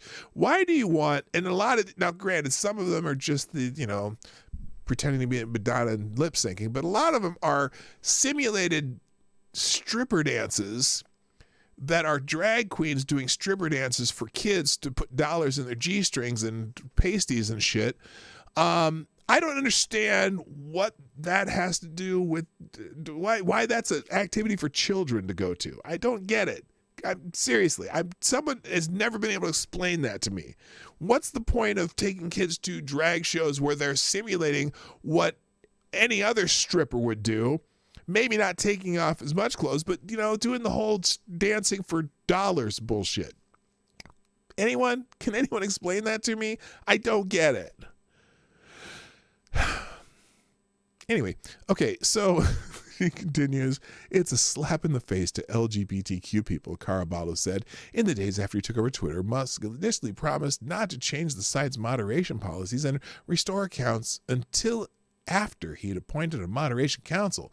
But more recently, Musk has backtracked on naming such a council. See, now here's another one. This is written for Apple and Google. Oh, he's not even going to have a moderation council. That's a problem for any apps that's going to be on Apple and Google, which is the only places you can pretty much get apps for your phones, right? They're lobbying the monopoly to drop Twitter. But more recently, Musk has backtracked on naming such accounts and has laid off hundreds of the Twitter employees whose job it was to police posts on the site. Oh, I thought these were just algorithms that did that. Interesting. Dozens of Twitter's advertisers. This is also a signal to the advertisers. Hey, maybe you should join these other advertisers who are no longer advertising at Twitter, or at least suspending your advertising because we say so. Because if they don't obey, if Elon Musk does not obey, well, then you should destroy him. That's what this is. This is typical Taylor Lorenz. I don't even have to read the last sentence. Oh wait, yes I do. Yes I do. Dozens of Twitter's advertisers have paused spending on the platform in the wake of Musk's takeover, concerned with how his approach to content moderation might affect the site's tone. So that's the article. And it's so blatantly, it's so blatant what she's trying to do. This is an article, again, because it's in the Washington Post, it has, regardless of what you believe the Washington Post is, bird cage liner, it's still probably the biggest known paper in the United States in congruence with the New York Times. I mean, those two papers are the papers traditionally. And the Washington Post, particularly because it's in Washington, it's getting the eyes of the assholes in Washington. I'm sorry. I mean, congressmen and senators, congresspeople, representatives and senators. And if the Washington Post writes it, people are going to be talking about it. And Taylor Lorenz, stupid ass, writes this stuff to get people canceled. That's her whole job. It says, look, here's what her description of Taylor Lorenz is for the Washington Post. Taylor Lorenz is a columnist at the Washington Post covering technology and online culture. She doesn't cover technology. She doesn't know shit about technology. She's a internet gossip hag who's a little too old to be doing internet gossip. Well, no, she's not. She's only 37. I joke that she's 47. She just turned 37. Doesn't matter how old she is. She's that internet gossip hag. Before joining them. Now, and they try to give her credibility by saying this. Before joining the Post, she was a technology reporter for the New York Times business section. Oh, gee, that gives her some clout. That gives her some credibility. Did she get fired from the New York Times? I'm not even sure. She was also previously a technology reporter at The Atlantic, left wing, and The Daily Beast, left wing. So she's worked for nothing but left wing, pseudo, sometimes gossipy. Well, she personally is gossipy because The Atlantic, The Daily Beast, The New York Times, and The Washington Post tried to be serious publications, but with a heavy, did I say heavy enough? Heavy left-wing bias. FTG.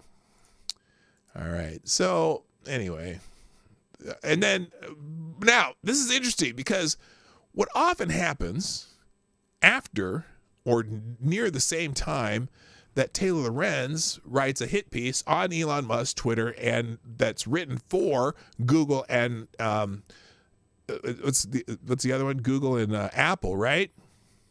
Miraculously, another article comes out somewhere that kind of supports what she says, that it's usually a big news organization. And so miraculously, just after Taylor Lorenz's piece comes out, or the same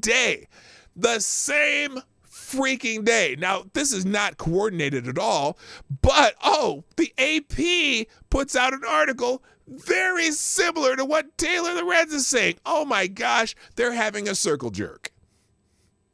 It's amazing. Musk says granting amnesty to Musk says, this is the poorly written headline, Musk says granting amnesty to suspended Twitter accounts.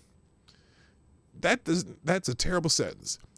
New Twitter owner, and this is San Francisco, New Twitter owner Elon Musk said Thursday that he's granting amnesty for suspended accounts, which online safety experts predict will spur a rise in harassment and hate speech and misinformation. Really?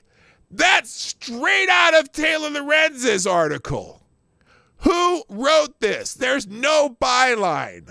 How did this happen? Did they do a truncated article of, or a truncated version of Taylor Lorenz's article, or did they just post this in the AP too, so that two respected news organizations can say the same damn thing?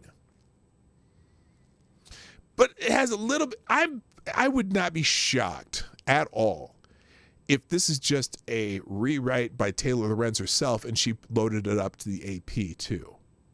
Because listen to the words of this article. Very similar but very different. Okay, but some of it's exactly the same. For example, new Twitter owner Elon Musk said Thursday he's granting amnesty for suspended accounts, which online safety experts, who are these experts and why are they experts? Are they experts or are they just a bunch of left-wing activists? Because he didn't put the activist part in this sentence like they did in Taylor's article. Predict will spur a rise in what? Oh, the same exact phrase. Harassment, hate speech, and misinformation. That's straight from Taylor Lorenz's article. The billionaires' announcement. Oh, the billionaires. Came after he asked in a poll to his timeline to vote on restatement for accounts that have not broken the law or engaged in egregious spam. The vote was 72%. Sounds like a rephrasing of Taylor's article. Shocker. The people have spoken, blah, blah, blah. We already know that. But see, this is the same thing.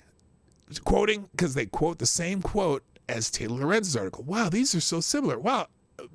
I'm an Apple executive. I'm reading this. I'm going, oh my God, what is he doing? We should probably take this down until we ensure that he follows Apple's policies for equity and inclusion and diversity and left-wing politics. Yeah, I just threw that last one in there. The people have spoken. Amnesty begins. Blah blah. Vax populi. They even translated Vox Populi, Vox Dei the same way Taylor Lorenz is. Almost the exact. Oh, they quoted this from Taylor Lorenz's article. They have quotes around the whole thing, meaning they quoted it from Taylor Lorenz's article. They used Taylor Lorenz's article to write this article. This is the circle jerk they do in the media right now. This is how they got the what's the Trump, the piss tape thing? This is how they got this sent around. Hillary Clinton and the Democrats paid for the dossier, and then the dossier gets put out there, and someone says, oh, did you hear about this dossier? And they said, oh, we didn't hear about this dossier. So they write about the dossier, and then they put out the dossier, and then they just all churn the same shit to make it sound like everyone's talking about this when this is just all Taylor Lorenz's bullshit. It's amazing. It's just so obvious. They quote, that's a quote of Taylor Lorenz's article. So this came out on Thursday, the same day. So somebody got this in advance. And the reason Elon Musk didn't respond to it on Thursday, because the article came out Thursday. So this is one of those cases where she probably typed at 5 o'clock, hey, I'm putting this article out telling you how big of a shithead you are. Do you want to respond? On Thanksgiving Day, which he probably is not even checking his wherever she said it. And then at 6 o'clock, the article comes out. Oh, well, Elon Musk did not respond to a request for comment on Thursday. Jesus Christ. Musk used the same Latin phrase after posting a similar poll last weekend before reinstating the account of former President Donald Trump. Sounds like very much like Taylor's article, which Twitter has banned for encouraging the blah, blah, blah, blah, blah. Oh, on this one, which Twitter had banned for encouraging the January 6, 2021 Capitol insurrection. Trump has said he won't return to Twitter, but has not deleted his account. Really, was he encouraging the January 6, 2021 insurrection? Because as soon as they reinstated that account, some of the last tweets were saying, hey, don't be cool to the Capitol Police. They're on our side. They're good people. Don't no violence. And he tweeted a couple times, hey, no violence. This is the Capitol Police. They're, they don't deserve to be the violence, whatever. Wow. He encouraged For encouraging the January 6, 2020 Capitol insurrection, I can point to 2 tweets that have been restored that say just the opposite. Anyway, and then they go into these such online polls are anything but scientific and can be easily influenced by bots. It's the same goddamn article. This is Taylor Lorenz, and just one's on AP and one is on, and this, notice, AP is not giving this a byline. Wow. Because if you did, you'd have to say most of this is from an article from Taylor Lorenz. But they don't do that, and they shorten this article. So this is just a synopsis of Taylor's article. And this is how dirty they are. She will put this out to the AP so they can write her article, and everyone puts the article out on the same day. Now, it's on Thanksgiving when most people won't notice, but that doesn't matter if the normal people who read either the Washington Post or an AP article notices, because this is not their audience. The audience, I bet they emailed this to their favorite Apple executive and their favorite Google executive, who they also got that, like, remember when they took down Getter, and because everyone was bitching about Getter, and then Getter all of a sudden had to change their moderation policies and to get back onto the Google store and whatever, Google Play and Apple. That's how they did it. Then, again, and then they quote the same, they quoted Yoel Roth, because he got fired. The uptick in harmful content is in large part due to disorder following Musk's decision. Oh, this is a lie. Okay, they got another lie. Okay, remember they had the one account that was doing all the N-bombs? In the month since Musk took over Twitter, groups that monitor the platform for racist, anti-Semitic, and other toxic speech say, wait a minute, groups that monitor the platform for racist, anti-Semitic, and other toxic speech say, you mean like the journalists who are just trying to find shit? And if you find it, a lot of times if you look for shit, you'll find it, because most people don't pay attention to this. But we knew that the N-bomb was coming a lot from one account. I think 95% of it was from one single account that they ended up banning. That look for this toxic speech say it's been on the rise on the world's de facto public square. That has included a surge in racist abuse of World Cup soccer players. The biggest sporting event on the planet. And the AP is talking about how there's a racist abuse of some of those players. Ooh, you're going to get some people mad that Twitter's allegedly failing to act on. The uptick of harmful content is in large part due to the disorder following Musk's decision to lay off half the company's 7,500-person workforce, fire top executives, and institute a series of ultimatums that prompted hundreds more to quit. Also let go were untold numbers of the contractors responsible for content moderation. Among those resigning over lack of faith in Musk's willingness to keep Twitter from devolving into chaos of uncontrolled speech were Twitter's head of trust and safety, Yoel Roth. No! Twitter said, I thought Elon said, get fucked, get out of here. Many advertisers have also abandoned the platform, and you're trying to get more to abandon it. That's the purpose of these articles. Destroy Elon Musk. Destroy the echo chamber that we no longer control. Anyway, they go on. They finish the article basically saying the same shit that it's just amazing. Okay, that Taylor Lorenz said. It's just amazing. It comes out on the same exact day as Taylor Lorenz's article. It's a full court press, is what it is. 3 hours. Yeah, I know. 3 hours. I'm ranting and I don't have to be anywhere. So anyway. Let's go back to this. I'm going to finish with this because this is the best of these. I do have other responses to this. Glenn Greenwald, Ariana Jacob, James Wood, Ian Miles Chong, and Elon Musk himself, which I'll mention that one. But anyway, this is the best thread explaining what's going on here. And it's very short. So, 1.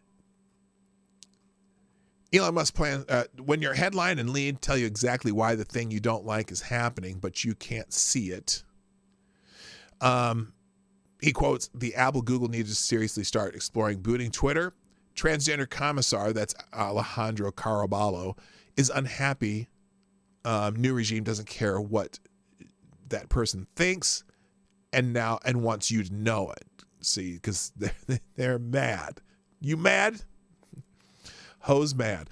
Literally everyone quoted in this article is a leftist activist of some kind. Of course they're unhappy. They're no longer in charge. They had their newfound importance and they had their newfound impotence and irrelevance, but they are vicious, malevolent people. They won't go down without a fight. They're going to try to destroy Elon Musk, is my line. This story is nothing but Taylor Lorenz using the Washington Post byline to regurgitate progressive propaganda. It's the journalistic equivalent of money laundering. It's a deeply unethical practice, which is also standard operating procedure. You want disinformation? Here it is. And he links her article.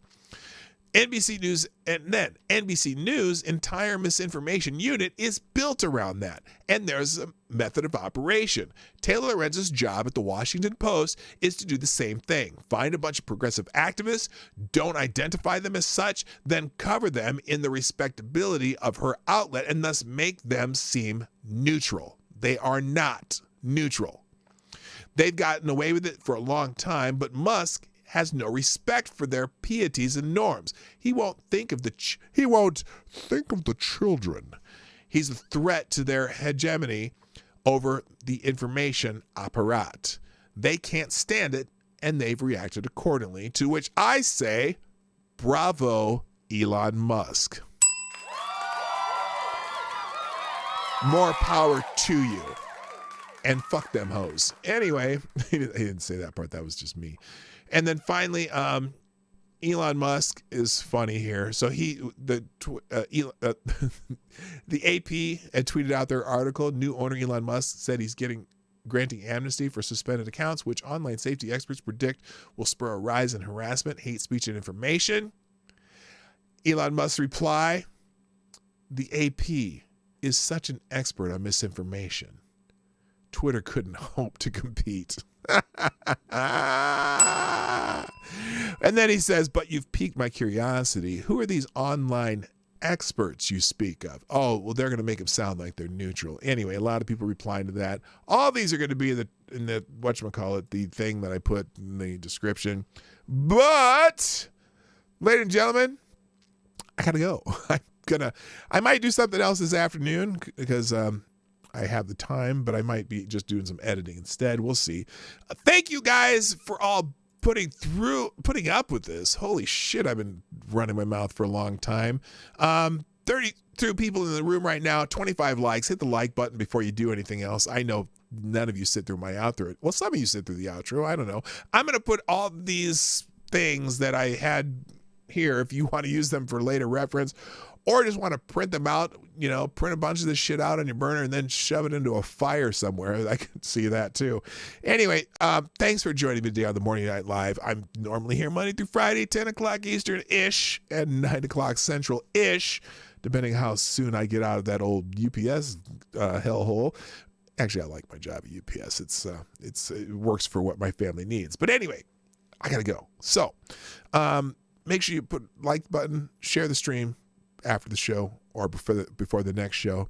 If you're watching a replay, put a comment in the comment section. And if you want to support this type of content, there's a couple ways. One, you go to pdognight.live and 24 hours a day. And the super chats are great. And the chats from pdognight.live, which is the Streamlabs link, that's great.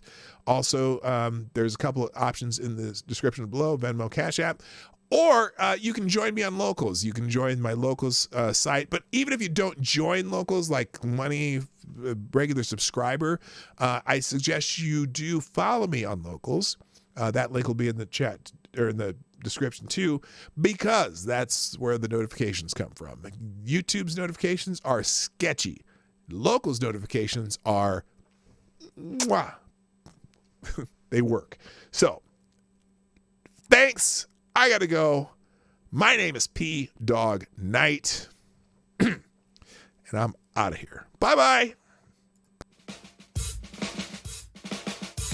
Hey, this is P. Dawg Knight, and thank you for watching today on the P. Dawg Knight Channel. If you have an observation or remark you'd like to make about this video or my channel, I absolutely welcome you to write it in the comment section down below. I really look forward to hearing from you. And before you go, if you like what you saw but you're not already subscribed, please make sure you hit the subscribe button and definitely click that bell that pops up afterwards so you'll be notified when I post new videos or when we go live. I broadcast my live show, The Morning Night Live, Monday through Friday at 10 o'clock Eastern, 9 o'clock Central. A special thank you to all the supporters of this channel who share our videos on social media and who make donations through Streamlabs, YouTube, Venmo, and Cash App, which are all linked in the description down below. Thanks again, and until next time, I'm Dawg Knight, and I'm out of here.